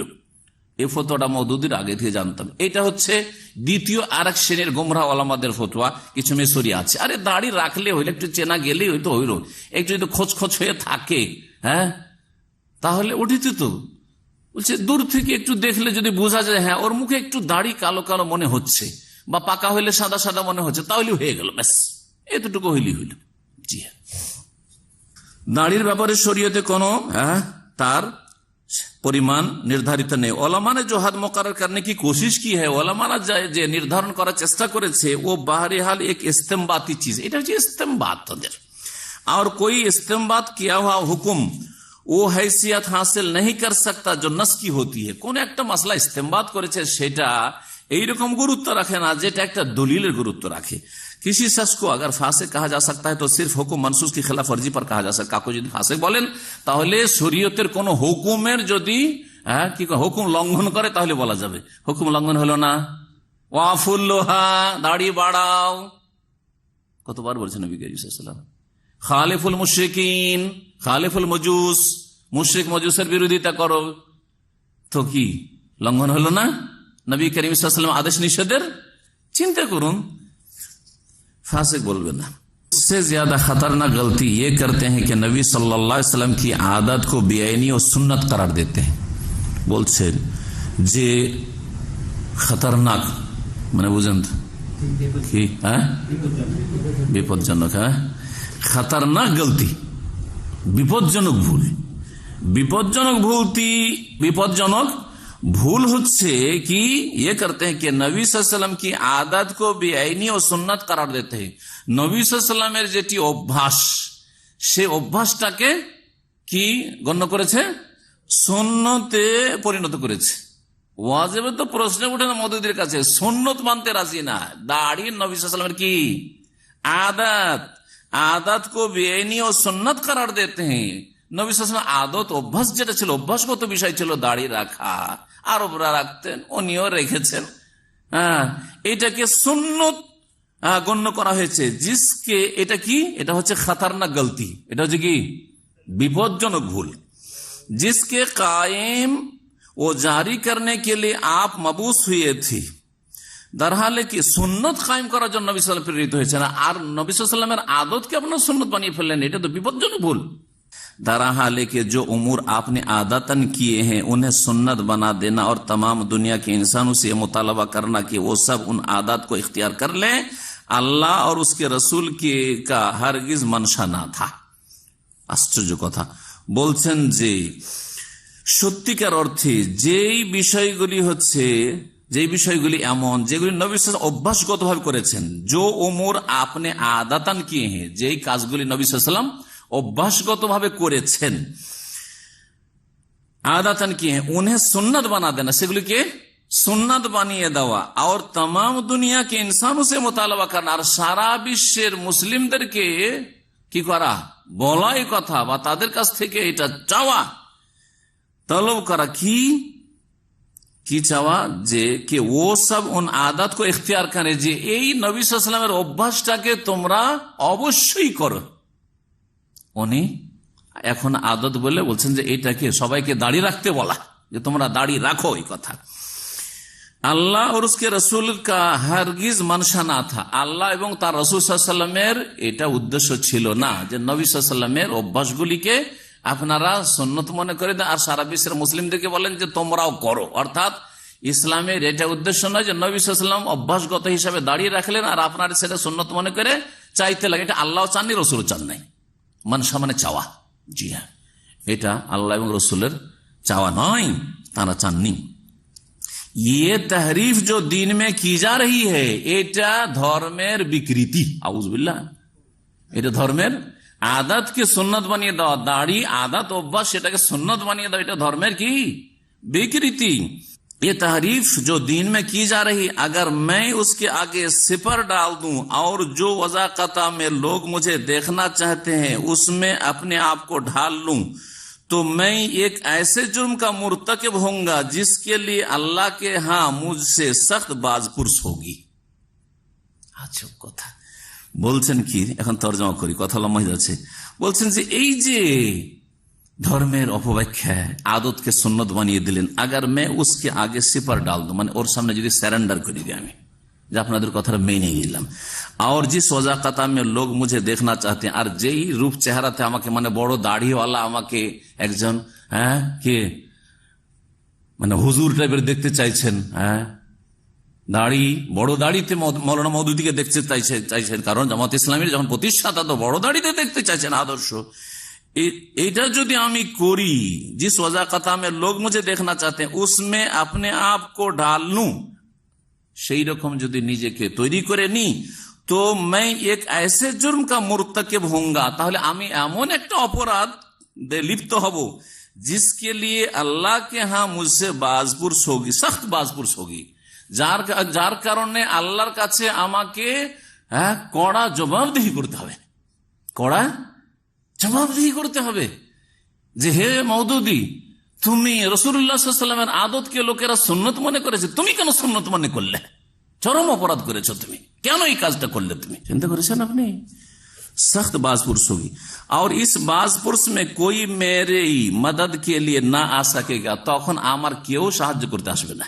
আমি বাঁচতে চাই ওই পাপ থেকে, আমি নবী সাল্লাল্লাহু আলাইহি ওয়াসাল্লাম আদতকে সুন্নত বলবো না, দাড়ি আদত, সুতরাং দাড়িকে আমি সুন্নত বলবো না। लिहाजा मैं अपने आप को लोगों के मजाक का खिलाफ बनाए रखना बदरजा बेहतर समझता हूं, बजाय इसके कि अपने आप को उस उखरावी खतरे में डालूं। দুটো অবস্থা, আমি যদি দাড়ি না রাখি তাহলে লোকের আমাকে কি করবে, ঠাট্টা উপহাস করবে, যে দেখো দেখো ইসলামী দলের নেতা আর ক্লিন সেভ, ঠাট্টা করবে না, করবে না, মজাক করবে, সেইটা একটা অবস্থা। আর একটা অবস্থা, যদি আমি দাড়ি সুন্নত মনে করে সবাই চাইছে আমার কাছে রেখে দিই, তাহলে আখিরাতে উস ওখরাবি খতরে মে ডালু, পরকালের আমি রিস্কে ঝুঁকিতে পড়বো না, ওইটা পড়তে চাই না আমি। মানুষ আমাকে ঠাট্টা করবে, করুক, উপহাস করবে, করুক, যে কেমন তুমি ইসলামিক দলের নেতা হয়েছে যে দাড়ি রাখছো না। বোঝা গেছে? আশ্চর্য কথা। ইন্না লিল্লাহি ওয়া ইন্না ইলাইহি রাজিউন। আমি হুবহু পড়ে তরজমা করলাম। আল্লাহ রাব্বুল আলামিন এসব শার থেকে, অনিষ্ট থেকে, গুমরাহি থেকে বেঁচে থাকার তৌফিক দান করেন মুসলিম জাতিকে। আবার বলছি, কোরআন সুন্নাহর আলেমদের, সালাফে সালেহিনের সহি ফতোয়া হচ্ছে যে দাড়ি রাখা আদাত তো নয়, গুমরাহি এটি কথা, সুন্নাত তো নয়, এটিও ভুল ফতোয়া, বরং ওয়াজিব। আর তার পেছনে তিনটি কারণ বললাম, যে রাসূলুল্লাহ সাল্লাল্লাহু আলাইহি ওয়াসাল্লামের কওলি হাদিস রয়েছে, বচনও রয়েছে, ফেলি হাদিস রয়েছে, কর্ম রয়েছে, আর কাফেরদের সাথে চেহারা আর মিল রাখতে নিষেধ করেছেন, তাদের বিরোধিতা করতে বলেছে রাসূলুল্লাহ সাল্লাল্লাহু আলাইহি ওয়াসাল্লাম। রাফুল ইয়াদাইন, এই যে হাত উঠিয়ে নামাজ পড়া, যদি একটা সুন্নতের মাসালা, তো এটাকে উনি বিদাত বলতে গেছেন, করাও বিদাত না করাও বিদাত। আজব কথাবার্তা ওনার এক্সপ্লেন ব্যাখ্যায় আশ্চর্যজনক। 163 পৃষ্ঠা একটু দেখে নি ওটা। रफ़-ए-दैन সম্পর্কে আলোচনা করতে जाए। रफ़-ए-दैन करना या ना करना, आमीन जोर से कहना या आहिस्ता कहना और ऐसे ही दूसरे उमूर सिर्फ उसी वक्त तक शरई अमाल है जब तक कोई शख्स उनके तर्क या फेल को इस बिना पर इख्तियार करे कि उसकी तहकीक में साहिब शरीयत से ऐसा ही साबित है। जो रफ़-ए-दैन करा और ना करा, কেউ করছে অথবা করছে না, আমিন জোরে কেউ বলছে অথবা আস্তে বলছে, হ্যাঁ, उसका करना उनके तर्क या फेल को इस बिना पर इख्तियार करे, যদি এর উপর ভিত্তি করে নেই গ্রহণ করে कि उसकी तहकीक में साहिब शरीयत से ऐसा ही साबित है, ওর গবেষণাতে রাসূলুল্লাহ সাল্লাল্লাহু আলাইহি ওয়াসাল্লামের সুন্নাত হচ্ছে রফেদান করা ধরেন, সেই জন্য করছে, অথবা রফেদান না করা সেই জন্য করে না। আমিন জোরে বলা ওর কাছে এটাই গবেষণায় স্পষ্ট হয়েছে, সেই জন্য আমিন জোরে বলে, আসতে হয়েছে ওইটাই করে। যদি এইরকম হয় তো বলছেন साहिब शरियत से ऐसा ही साबित है या ये कि ऐसा करना दलाइल शरिया की बिना पर अर्जा ओला है, তার কাছে যে দলিলগুলি দলিলের দিক থেকে সে শক্তিশালী মনে করছে, এইরকম যদি করে তো ঠিক আছে। মগর जब यही আমল, তার কাছে এটা ঠিক লেগেছে বলে করেছে, কিন্তু मगर जब यही আমল किसी मखसूस फिरके के शियार बन जाए, এই আমলগুলো যদি কোনো একটা দলের প্রতীক হিসাবে চিহ্নিত হয়, প্রতীক হিসাবে জানা যায়, যেমন রফায়দান করা, যদি ভারত বা বাংলাদেশের রফায়দান যদি করে কেউ, তার মানে জেনে নেবে যে কি আছে, আহলে হাদিস আছে। রফায়দান যদি না করে, কারণ বাংলাদেশে তার সাফেই নেই, কেরালায় হইলে ব্যাপারটা আলাদা, কেরালাতে সাফি হইতে পারে, কবর পূজারিও আবার রফায়দান করতে পারে, আমিন জোরে বলতে পারে। সাফি মজাব আমিন জোরে বলাও আছে, রফায়দানিও আছে, আর কবর পূজা সাফি মজাবে নাই, কিন্তু এই ভণ্ডদের ধর্মে আছে যে কবর পূজাও করো আর সাফি হয়ে থাকে। ইমাম শাফির কোনো সম্পর্ক নেই এই শিরকি ধর্মের সাথে। তো কিন্তু উত্তর ভারত, পশ্চিমবঙ্গ অথবা বাংলাদেশ, এগুলোতে হয় হানাফি আছে, সে হানাফি দেওবন্দি হোক, বেরেলভি হোক, জামাত ইসলামী হোক, অথবা আর কিছু হোক, মেলা ফিরকে আছে ওদের, ওগুলো হোক, অথবা কি আছে আহলে হাদিস আছে। যদি রফায়দান করে তাহলে হ্যাঁ আহলে হাদিস। তো মওদুদী সাহেব বলতে চাইছেন যে রফায়দান করাটা যদি কোন একটা দলের প্রতীক হয়ে যায়, যে চেনা যাচ্ছে ওটি দিয়ে আহলে হাদিস, মসজিদে নামাজ পড়ছে রফায়দান করে, তার মানে এরা আহলে হাদিস, এরা রফায়দান করেন না, তার মানে এরা হানাফি। যদি এইরকম প্রতীক হিসাবে যদি জানা যায় যে এইটা একটা তাদের কি হচ্ছে লক্ষণ, পরিচয় হয়ে গেছে, তাহলে আপত্তিকর হয়ে গেল, তাহলে বিদআত হয়ে যাবে। পুরো কথাটা শোনাই, তাহলে আরো ক্লিয়ার হবে যে উনি কি বলতে চাইছেন। বলছেন যে मगर जब यही अमल, माने रफ़ेदान और आमीन जोरे बास्ते बोला, मगर जब यही अमल किसी मखसूस फिरके के शियार बन जाए और उनका तर्क या फेल वो अलामत करार पाए छाड़ा अथवा करा, যদি এর লক্ষণ হয় যে এটা অমুক দল, এটা অমুক দল, जिसकी बिना पर ये फैसला किया जाने लगे, যার ভিত্তিতে এই রফেদান দেখে বা আমিন জোরে দেখে বা আস্তে দেখে যদি এই সিদ্ধান্ত করা যায় কে आप किस फिरका में दाखिल और किस से खारिज हैं, কোন দলের লোক আর কোন দলের না, এটা যদি বোঝা যায়, और फिर उन्हीं अलामतों के लिहाज से ये तय होने लगे कि कौन अपना है और कौन गैर, আর এইটা দেখে যদি এরকম মনে করা হয় যে কে আমাদের লোক আর কে অন্যদের লোক, যেমন হানাফিরা রফেদান করতে না দেখে হ্যাঁ আমাদেরই লোক আছে, যদি কেউ কোন আহলে হাদিস দেখে যে রফেদান করেছে একজন লোক মসজিদ, তার মানে বুঝি আহলে হাদিসই আছে, বুঝছে না, এইরকম যদি বুঝতে লাগে তো বলছে কোন আপনা है और कौन गैर, तो इस सूरत में रफ़ेदान करना और ना करना या आमीन जोर से कहना या आहिस्ता कहना या ऐसे ही दूसरे उमूर का तर्क और फेल, যেমন বুকে হাত বাঁধা আর নাভিতে হাত বাঁধা, ধরেন নাভি নিচে হাত বাঁধা, এই সবগুলি और दूसरे उमूर का तर्क और फेल করা অথবা না করা, दोनों एक साथ बिदअत हैं, দুটাই সমান বিদআত, এক সমান বরাবর, দুটো হচ্ছে বিদআত। রফেদান দিয়ে যদি চিনে নেন যে এটা আমার আহলে হাদিস ভাই, সেই আকীদার ভাই আছে মনে হয়, তাহলে বিদআত হয়ে গেল। যদি রফেদান করে না বলে যদি হানাফি কি চিনে ফেলে, তাহলে এটা বিদআত হয়ে গেল মওলানা মওদুদীর কাছে। অর্থাৎ এইসব বাদ দিয়ে সবাই আসেন জামাত ইসলামীতে আসেন, উদ্দেশ্য হচ্ছে সবাই আসেন জামাত ইসলামী। মওলানা মওদুদীর একটি ক্যাসেট, অডিও ক্যাসেট আমার কাছে ছিল, সে অডিও ক্যাসেটে অল্প কথায় আছে আমার কাছে ছিল, কিন্তু দেশে তো বর্ষা বৃষ্টি বেশি, আল্লাহ জানে কি অবস্থা। আমার লাইব্রেরিতে এখনো আছে ওই ক্যাসেটগুলো, ওর মধ্যে একটা ক্যাসেট তার আওয়াজে আছে, ওই তার ভয়েসটা ওই সময় শুনেছি, আজকে থেকে কখন মদিনা আসার আগে। মদিনাতে অ্যাডমিশনে 30 বছর পার হয়ে যাচ্ছে, 89-এ এসছি, তার মানে 30 হতে যাচ্ছে। তার আগের কথা বলছি আর কি, 86, 87, 88 এই সময়গুলোতে। তখন আমি নিজের কানে শুনেছি, উনি বলছেন যে अल्हम्दुलिल्लाह, अल्हम्दुलिल्लाह मेरी जमात में देवबंदी भी है, बरेलवी भी है, अहले हदीस भी है, यहाँ तक कि शिया भी है। আমি নিজের কানে শুনেছি, আল্লাহ সাক্ষী আছে।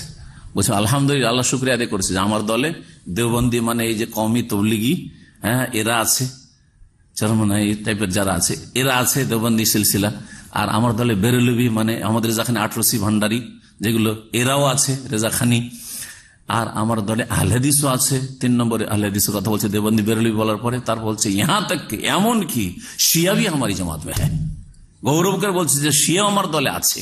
টার্গেট হচ্ছে যে আমাদের এই রাজনৈতিক যে থিওরি এটাতে একমত হয়ে যাও, আর বাকি যা পারবে তাই করো।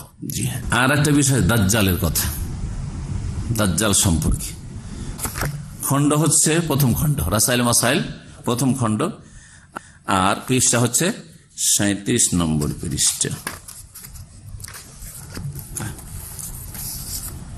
দাজ্জাল সম্পর্কে একবার ওনাকে জিজ্ঞাসা করা হলে প্রশ্নের উত্তরে উনি চট করে বলে ফেলেন যে দাজ্জাল, কানা দাজ্জাল এটা হচ্ছে আফসানা। আফসানা বুঝেন?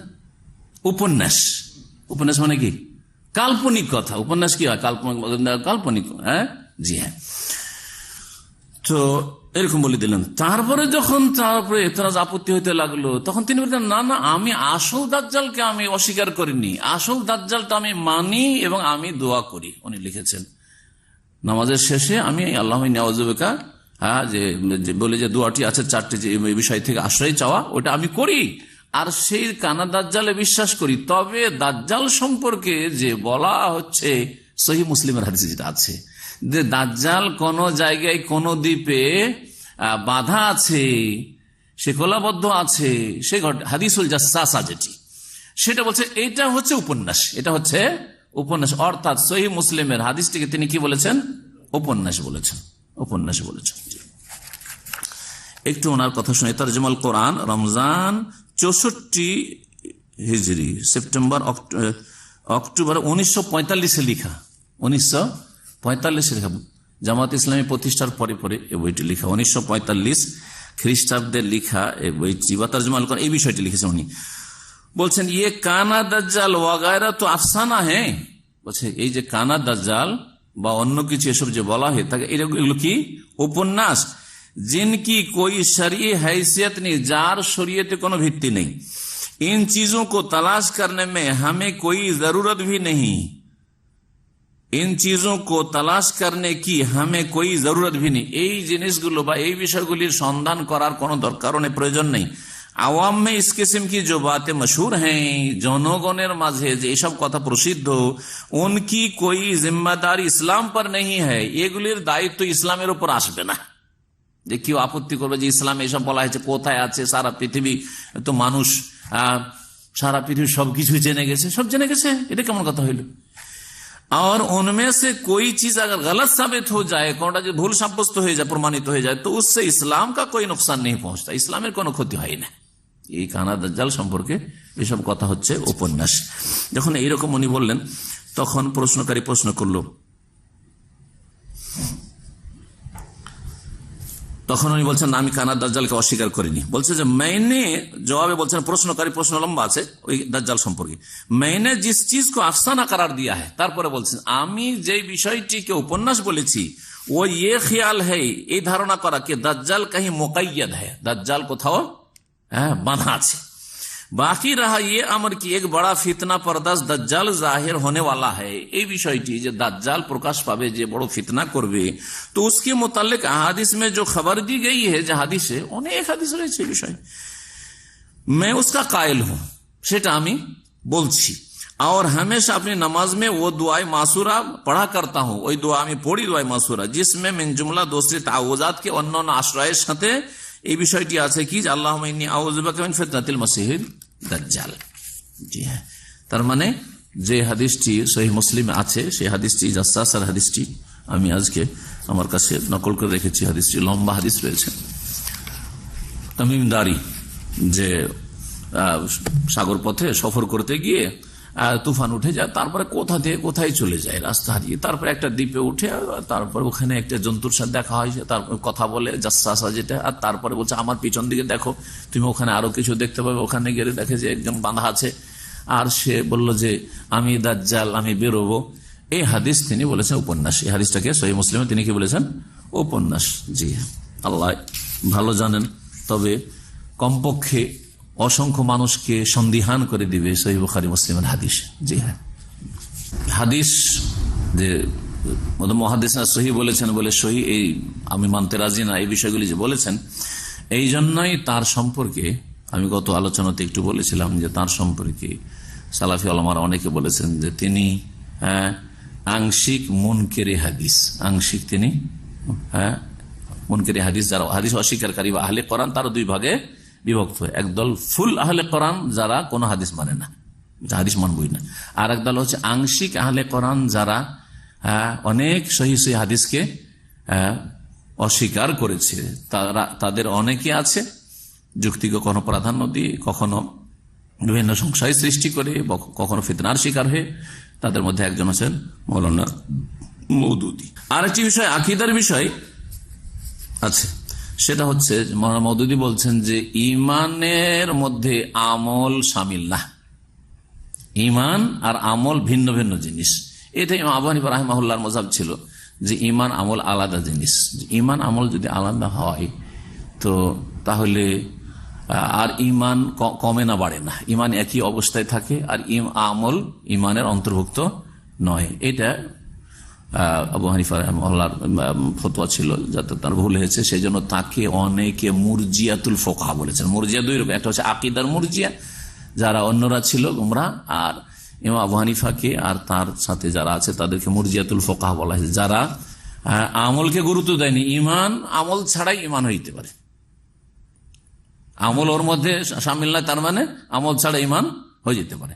পক্ষান্তরে সমস্ত আইম্মায়ে কেরাম, ইমাম বুখারী রাহিমাহুল্লাহ কিতাবুল ইমান চ্যাপ্টারটা শুরু করলে আপনি পাবেন অধ্যায়, আর তার সাথে আয়াত, কয়েকটি আয়াত নিয়ে এসছেন, হাদিস নিয়ে এসছেন অনেকগুলি পুরোটাতে, আর বিভিন্ন আমলের ক্ষেত্রে যে এই আমলকে ইমান বলা হয়েছে, আমলকে ইমান বলা হয়েছে, দলিল পেশ করেছেন। এই বিষয়টি দিয়ে শেষ করছি। তো মুহাদ্দিসিনে কেরাম, ইমাম বুখারী, তারপর ইমাম শাফিঈ, আহলে হাদিস ওলামা, আর সালাফে সালেহিন যুগ থেকে এটা একবারে স্বীকৃত যে আমল ইমানের অন্তর্ভুক্ত। আমলের কারণে ইমানের ভিতরে কম বেশি হয়, আর আমলের কারণে কম বেশি হয়। ইমানের কারণে ওরা বলতে চাইছে যে ইমানে কম বেশি হয় না, আমলের কারণে শুধু কম বেশি হয়। এটাও ভুল কথা। ইমানটা কিসের কাজ নয়, অন্তরের কাজ না।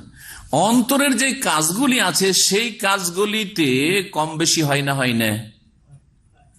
উদাহরণ দিয়ে বোঝাই, অন্তর একটা কাজ হচ্ছে ইমান, ইমানটা পরে বলবো কারণ ইমানটা আমাদের আসল বিষয়। অন্তরের একটি কাজ হচ্ছে শোক, দুঃখ, কষ্ট, মানসিক কষ্ট, অন্তরের কাজ, ঠিক না?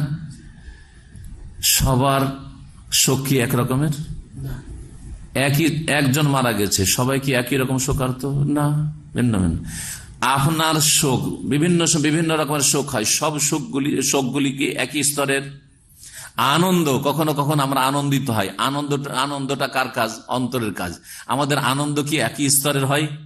তাতে ভিন্নতা আছে। ঠিক তেমনি ইমানেও কম বেশি আছে। যারা বলেছে ইমানের কম বেশি হয় না, তাদের একটা সংশয়, ইমানে যদি কম বলি তো ওটা তো সন্দেহ, সন্দেহ হলে তো কুফরি হয়ে গেল, সেজন্য কম আর বেশি বলবো না, বেশি হয় না কম হয় না। কিন্তু বড় যে একটা কত বড় ভুল করলো যে যখন ইমানে কম বেশি হয় না, তাহলে একটা একবারে নিম্ন শ্রেণীর পাপিষ্ট মুসলিমের ইমান আর এই উম্মতের সবচেয়ে শ্রেষ্ঠ ব্যক্তি আবু বকর সিদ্দিকের ইমান, ওমরের ইমান, উসমানের ইমান, আলীর ইমান, হাসান হোসেন ইমান সমান। চিন্তা করুন তো দেখি, মুরজিয়াদের কথা এটা। আমাদের মধ্যে ইমানে কত পার্থক্য আছে এই লোকটির মধ্যে, তাহলে চিন্তা করেন আপনি, ইমানেই পার্থক্য আছে, বিশ্বাসে পার্থক্য আছে। বিশ্বাসে পার্থক্য আছে, সবাই বিশ্বাস, আপনি বিশ্বাস আমি বিশ্বাস করি, কিন্তু বিশ্বাসে পার্থক্য আছে। মওলানা মওদুদী বলছেন যে না, আমল ইমানের অন্তর্ভুক্ত নয়। এই কথাটি কোথায় আছে? দ্বিতীয় খণ্ড রাসাইলে মাসাইল 275 পৃষ্ঠা। ওনার একটু পড়ে শোনায়। हकीकत यह है कि ईमान अपने असल के एतबार से शहादत कल्ब और तस्दीक ज़हनी के सिवा कुछ नहीं है।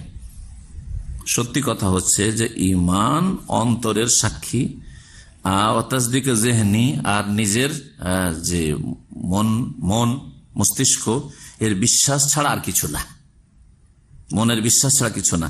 আমল ইস লফজ के मफहूम में बदाहतन शामिल नहीं है। আমল এর মধ্যে ঈমানের অর্থের মধ্যে স্পষ্ট, বদাহত মানে স্পষ্টই শামিল না, অন্তর্ভুক্ত না, আমল আলাদা। যে আকীদার মাধ্যমে তিনি আইম্মায়ে কেরাম আর সালাফে সালেহিনের খেলাফ, তিনি মুরজিয়াদের মতো কথা বলেছেন এখানে। এখন ইমাম বুখারী রাহমাহুল্লাহর কিতাব থেকে শোনাই। বলছেন ইমাম বুখারী রাহমাতুল্লাহ আলাইহি, বাবু মান ক্বালা ইন্নাল ঈমান হুয়াল আমাল। এই অধ্যায় হচ্ছে ওই সব লোকদের ক্ষেত্রে যারা বলেছেন, বা ওই সব আইম্মায়ে কেরামদের ক্ষেত্রে যারা বলেছেন যে ঈমান হচ্ছে আমল। ঈমানটা একটা আমল, ঈমানটা হচ্ছে অন্তরের আমল। লিকাউলিল্লাহি তাআলা, মহান আল্লাহ বলেছেন, তিলকাল জান্নাতুল্লাতী উরিসতুমুহা বিমা কুনতুম তা'মালুন। এই জান্নাতের তোমরা উত্তরাধিকারী হয়েছো বিমা কুনতুম তা'মালুন, তোমাদের আমলের বিনিময়ে। আমলের বিনিময় মানে কি? শুধু আমল না, সবচেয়ে বড় আমল কোনটা? ঈমান। ঈমানটা আসল আমল। ঈমান না থাকার সব আমল আছে, কাজে আসবে নাকি? কোনো কাজে আসবে না। ওয়াকাল ইদ্দাতু মিন আহলিল ইলমি ফি কওলিহি তাআলা, মহান আল্লাহর এই বাণী সম্পর্কে অনেক উলামায়ে কেরাম বলেছেন, ফারাব্বিকা লা নাসআলানহু আজমা আম্মা কানু ইয়ামালুন। তোমার প্রতিপালকের কসম হে নবী, অবশ্যই অবশ্যই তাদেরকে আমি জিজ্ঞেস করব সকলকে, আম্মা কানু ইয়ামালুন, তারা কি আমল করেছে, তারা কি আমল করেছে, অর্থাৎ আন কওলি লা ইলাহা ইল্লাল্লাহ, লা ইলাহা ইল্লাল্লাহ সম্পর্কে জিজ্ঞেস করব, ঈমান সম্পর্কে জিজ্ঞেস করব। তারপরে আরেক আয়াত, লিমিসলি হাযা ফালিয়ামালিল আমিলুন, এর জন্য আমলকারীরা আমল করুক, অর্থাৎ ইমানদাররা আমল করুক। তাহলে আমল এখানে ইমানকে বলা হয়েছে। হাদিস সহিহ বুখারীর 25 নম্বর হাদিস, ইমাম বুখারী রাহমাতুল্লাহ সংকলন করছেন। বলছেন, আন্না রাসূলুল্লাহ সাল্লাল্লাহু আলাইহি ওয়াসাল্লাম আইয়ুল আমাল আফজালু, রাসূল জিজ্ঞেস করা হয় যে কোন আমল সবচেয়ে উত্তম? কালা ঈমানুন বিল্লাহি ওয়া রাসূলিহি, আল্লাহর প্রতি ঈমান এবং রাসূলের প্রতি ঈমান হচ্ছে সবচাইতে উত্তম আমল। কিলা, তারপর জিজ্ঞাসা করা, সুম্মা কালাল জিহাদ ফি সাবিল, সুম্মা কিলা সুম্মা মাযা, কালা হজ্জুন মাবরুর, তারপরে মকবুল হজ। নবী করিম সাল্লাল্লাহু আলাইহি ওয়াসাল্লাম আরো বলেছেন যে ইসলামের বুনিয়াদ 5টি বিষয় রয়েছে। ইমাম বুখারী রাহমাতুল্লাহ অধ্যায় কায়েম করছেন শুরুতে কিতাবুল ঈমানের, আর বলছেন ওয়া হুয়া কাউলুন ওয়া ফিলুন, ঈমান হচ্ছে কথার নাম, আর ওয়া ফিলুন কাজের নাম, আমলের নাম। তাহলে ঈমান আমল। ওয়া ইয়াজিদু ওয়া ইয়ানকুসু, বাড়ে আর কমে, বাড়ে আর কমে। আর তারপরে কয়েকটি আয়াত নিয়ে এসেছেন, সময়ের অভাবে আমি আয়াতগুলি তাফসীর করছি না। তারপরে তিনি বলছেন ওয়াল হুব্বু ফিল্লাহি ওয়াল বুগদু ফিল্লাহি মিনাল ঈমান, আল্লাহর জন্য ভালোবাসা, আল্লাহর জন্য বৈরিতা হচ্ছে ঈমানের অন্তর্ভুক্ত। তারপরে তিনি আরেকটি হাদিস নিয়ে এসেছেন, যে হাদিসটি আপনাদেরকে শোনাই, সেটা হচ্ছে যে রাসূলুল্লাহ সাল্লাল্লাহু আলাইহি ওয়াসাল্লাম থেকে আবু হুরায়রা রাদিয়াল্লাহু আনহু বর্ণনা করেছেন, আল ঈমানু বিদউন ওয়া সিত্তুনা শুবা, ঈমানের কতটি শাখা রয়েছে? একটি হাদিসে 70-এর অধিক, আর একটা রয়েছে 60-এর অধিক। জি হ্যাঁ, 60 বা 70-এর অধিক কি রয়েছে? শাখা প্রশাখা রয়েছে, ডালপালা রয়েছে। কিসের? ঈমানের। যে ডালপালাগুলি বলা হয়েছে, সেই ডালপালাগুলি সবগুলি কি অন্তরের কাজ না আমল, অঙ্গ প্রত্যঙ্গের আমল। হ্যাঁ, তারপরে জবানের আমল, সেগুলি কি? তারপরে নবী সাল্লাল্লাহু আলাইহি ওয়াসাল্লাম বলছেন এই 60-এর অধিক বা 70-এর অধিক যে ঈমানের শাখা রয়েছে, তাতে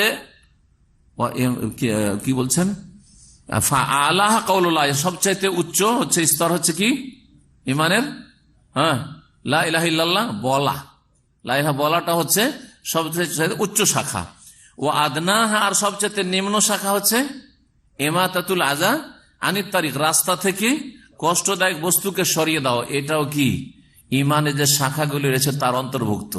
রাস্তা থেকে কষ্টদায়ক কোনো কিছু, ময়লা আবর্জনা, কাঁটা বা ইট পাটকেলকে সরিয়ে দেওয়া, এটা কি আমল নয়? হ্যাঁ, এটাকে কি বললেন নবী সাল্লাল্লাহু আলাইহি ওয়াসাল্লাম?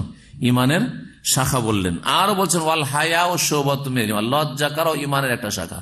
লজ্জা করা এটা আমল না? লজ্জা করা ঈমানের শাখা। তাহলে এইরকম বহু দলিল রয়েছে সালাতকে ঈমান বলা হয়েছে, সিয়ামকে ঈমান, মান সামা রমাদান ঈমানান ওয়া ইহতিসাবান।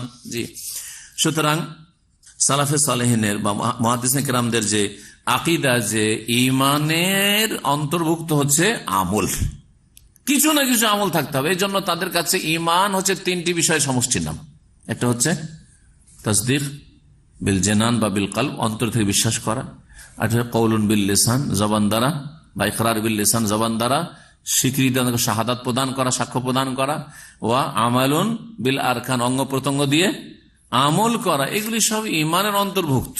জি হ্যাঁ, তো আল্লাহ রাব্বুল আলামিন যেন আমাদেরকে সহি কথা বোঝার তৌফিক দান করেন। এই ছিল মোটামুটি আমাদের আলোচনা। এছাড়াও বেশ কিছু বিষয় রয়েছে, কিন্তু কথা লম্বা হয়ে গেছে, সুবহানাল্লাহ, অনেক সময় চলে গেছে, আর আমরা বেশি এতে যাচ্ছি না। একটি বিষয় বলেছেন যে কোন লোক মুহাম্মাদি বলে পরিচয় দিবে, এটাও জায়েজ না।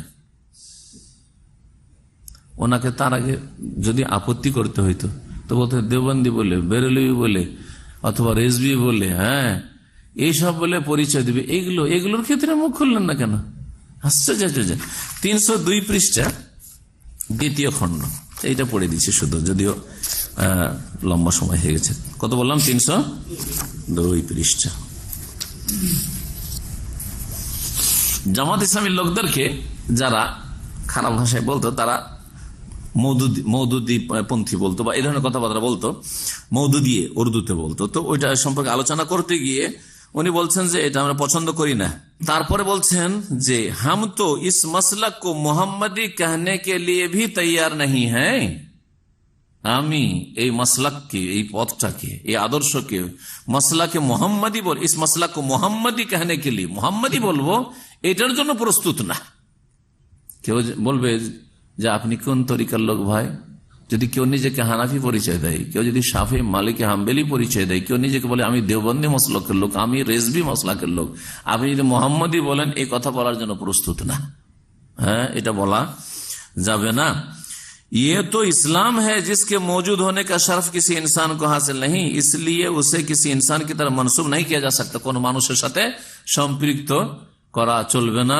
এমনকি মুহাম্মদ রাসূলুল্লাহ সাল্লাল্লাহু আলাইহি ওয়াসাল্লামের সাথে সম্পৃক্ত করে কেউ বলবে যে আমি মুহাম্মাদি, এটা বলতে আমি প্রস্তুত নই। যাই হোক, কথা আর লম্বা না করে এখানে আলোচনা শেষ করছি। সুবহানাকাল্লাহু ওয়া বিহামদিকা আশহাদু আল্লা ইলাহা ইল্লা আনতা আস্তাগফিরুকা ওয়া আতুবু ইলাইক। রব্বানা হাব লানা মিন আজওয়াজিনা ওয়া যুররিয়াতিনা কুররাতা আয়ুন ওয়াজআলনা লিল মুত্তাকিনা ইমামা। রব্বানা লা তুযিগ কুলুবানা বা'দা ইয হাদাইতানা ওয়া হাব লানা মিন লাদুনকা রাহমাতান ইন্নাকা আনতাল ওয়াহ্হাব। সাল্লাল্লাহু আলাইহি ওয়া সাল্লাম নবিয়ানা মুহাম্মদ ওয়া আলা আলিহি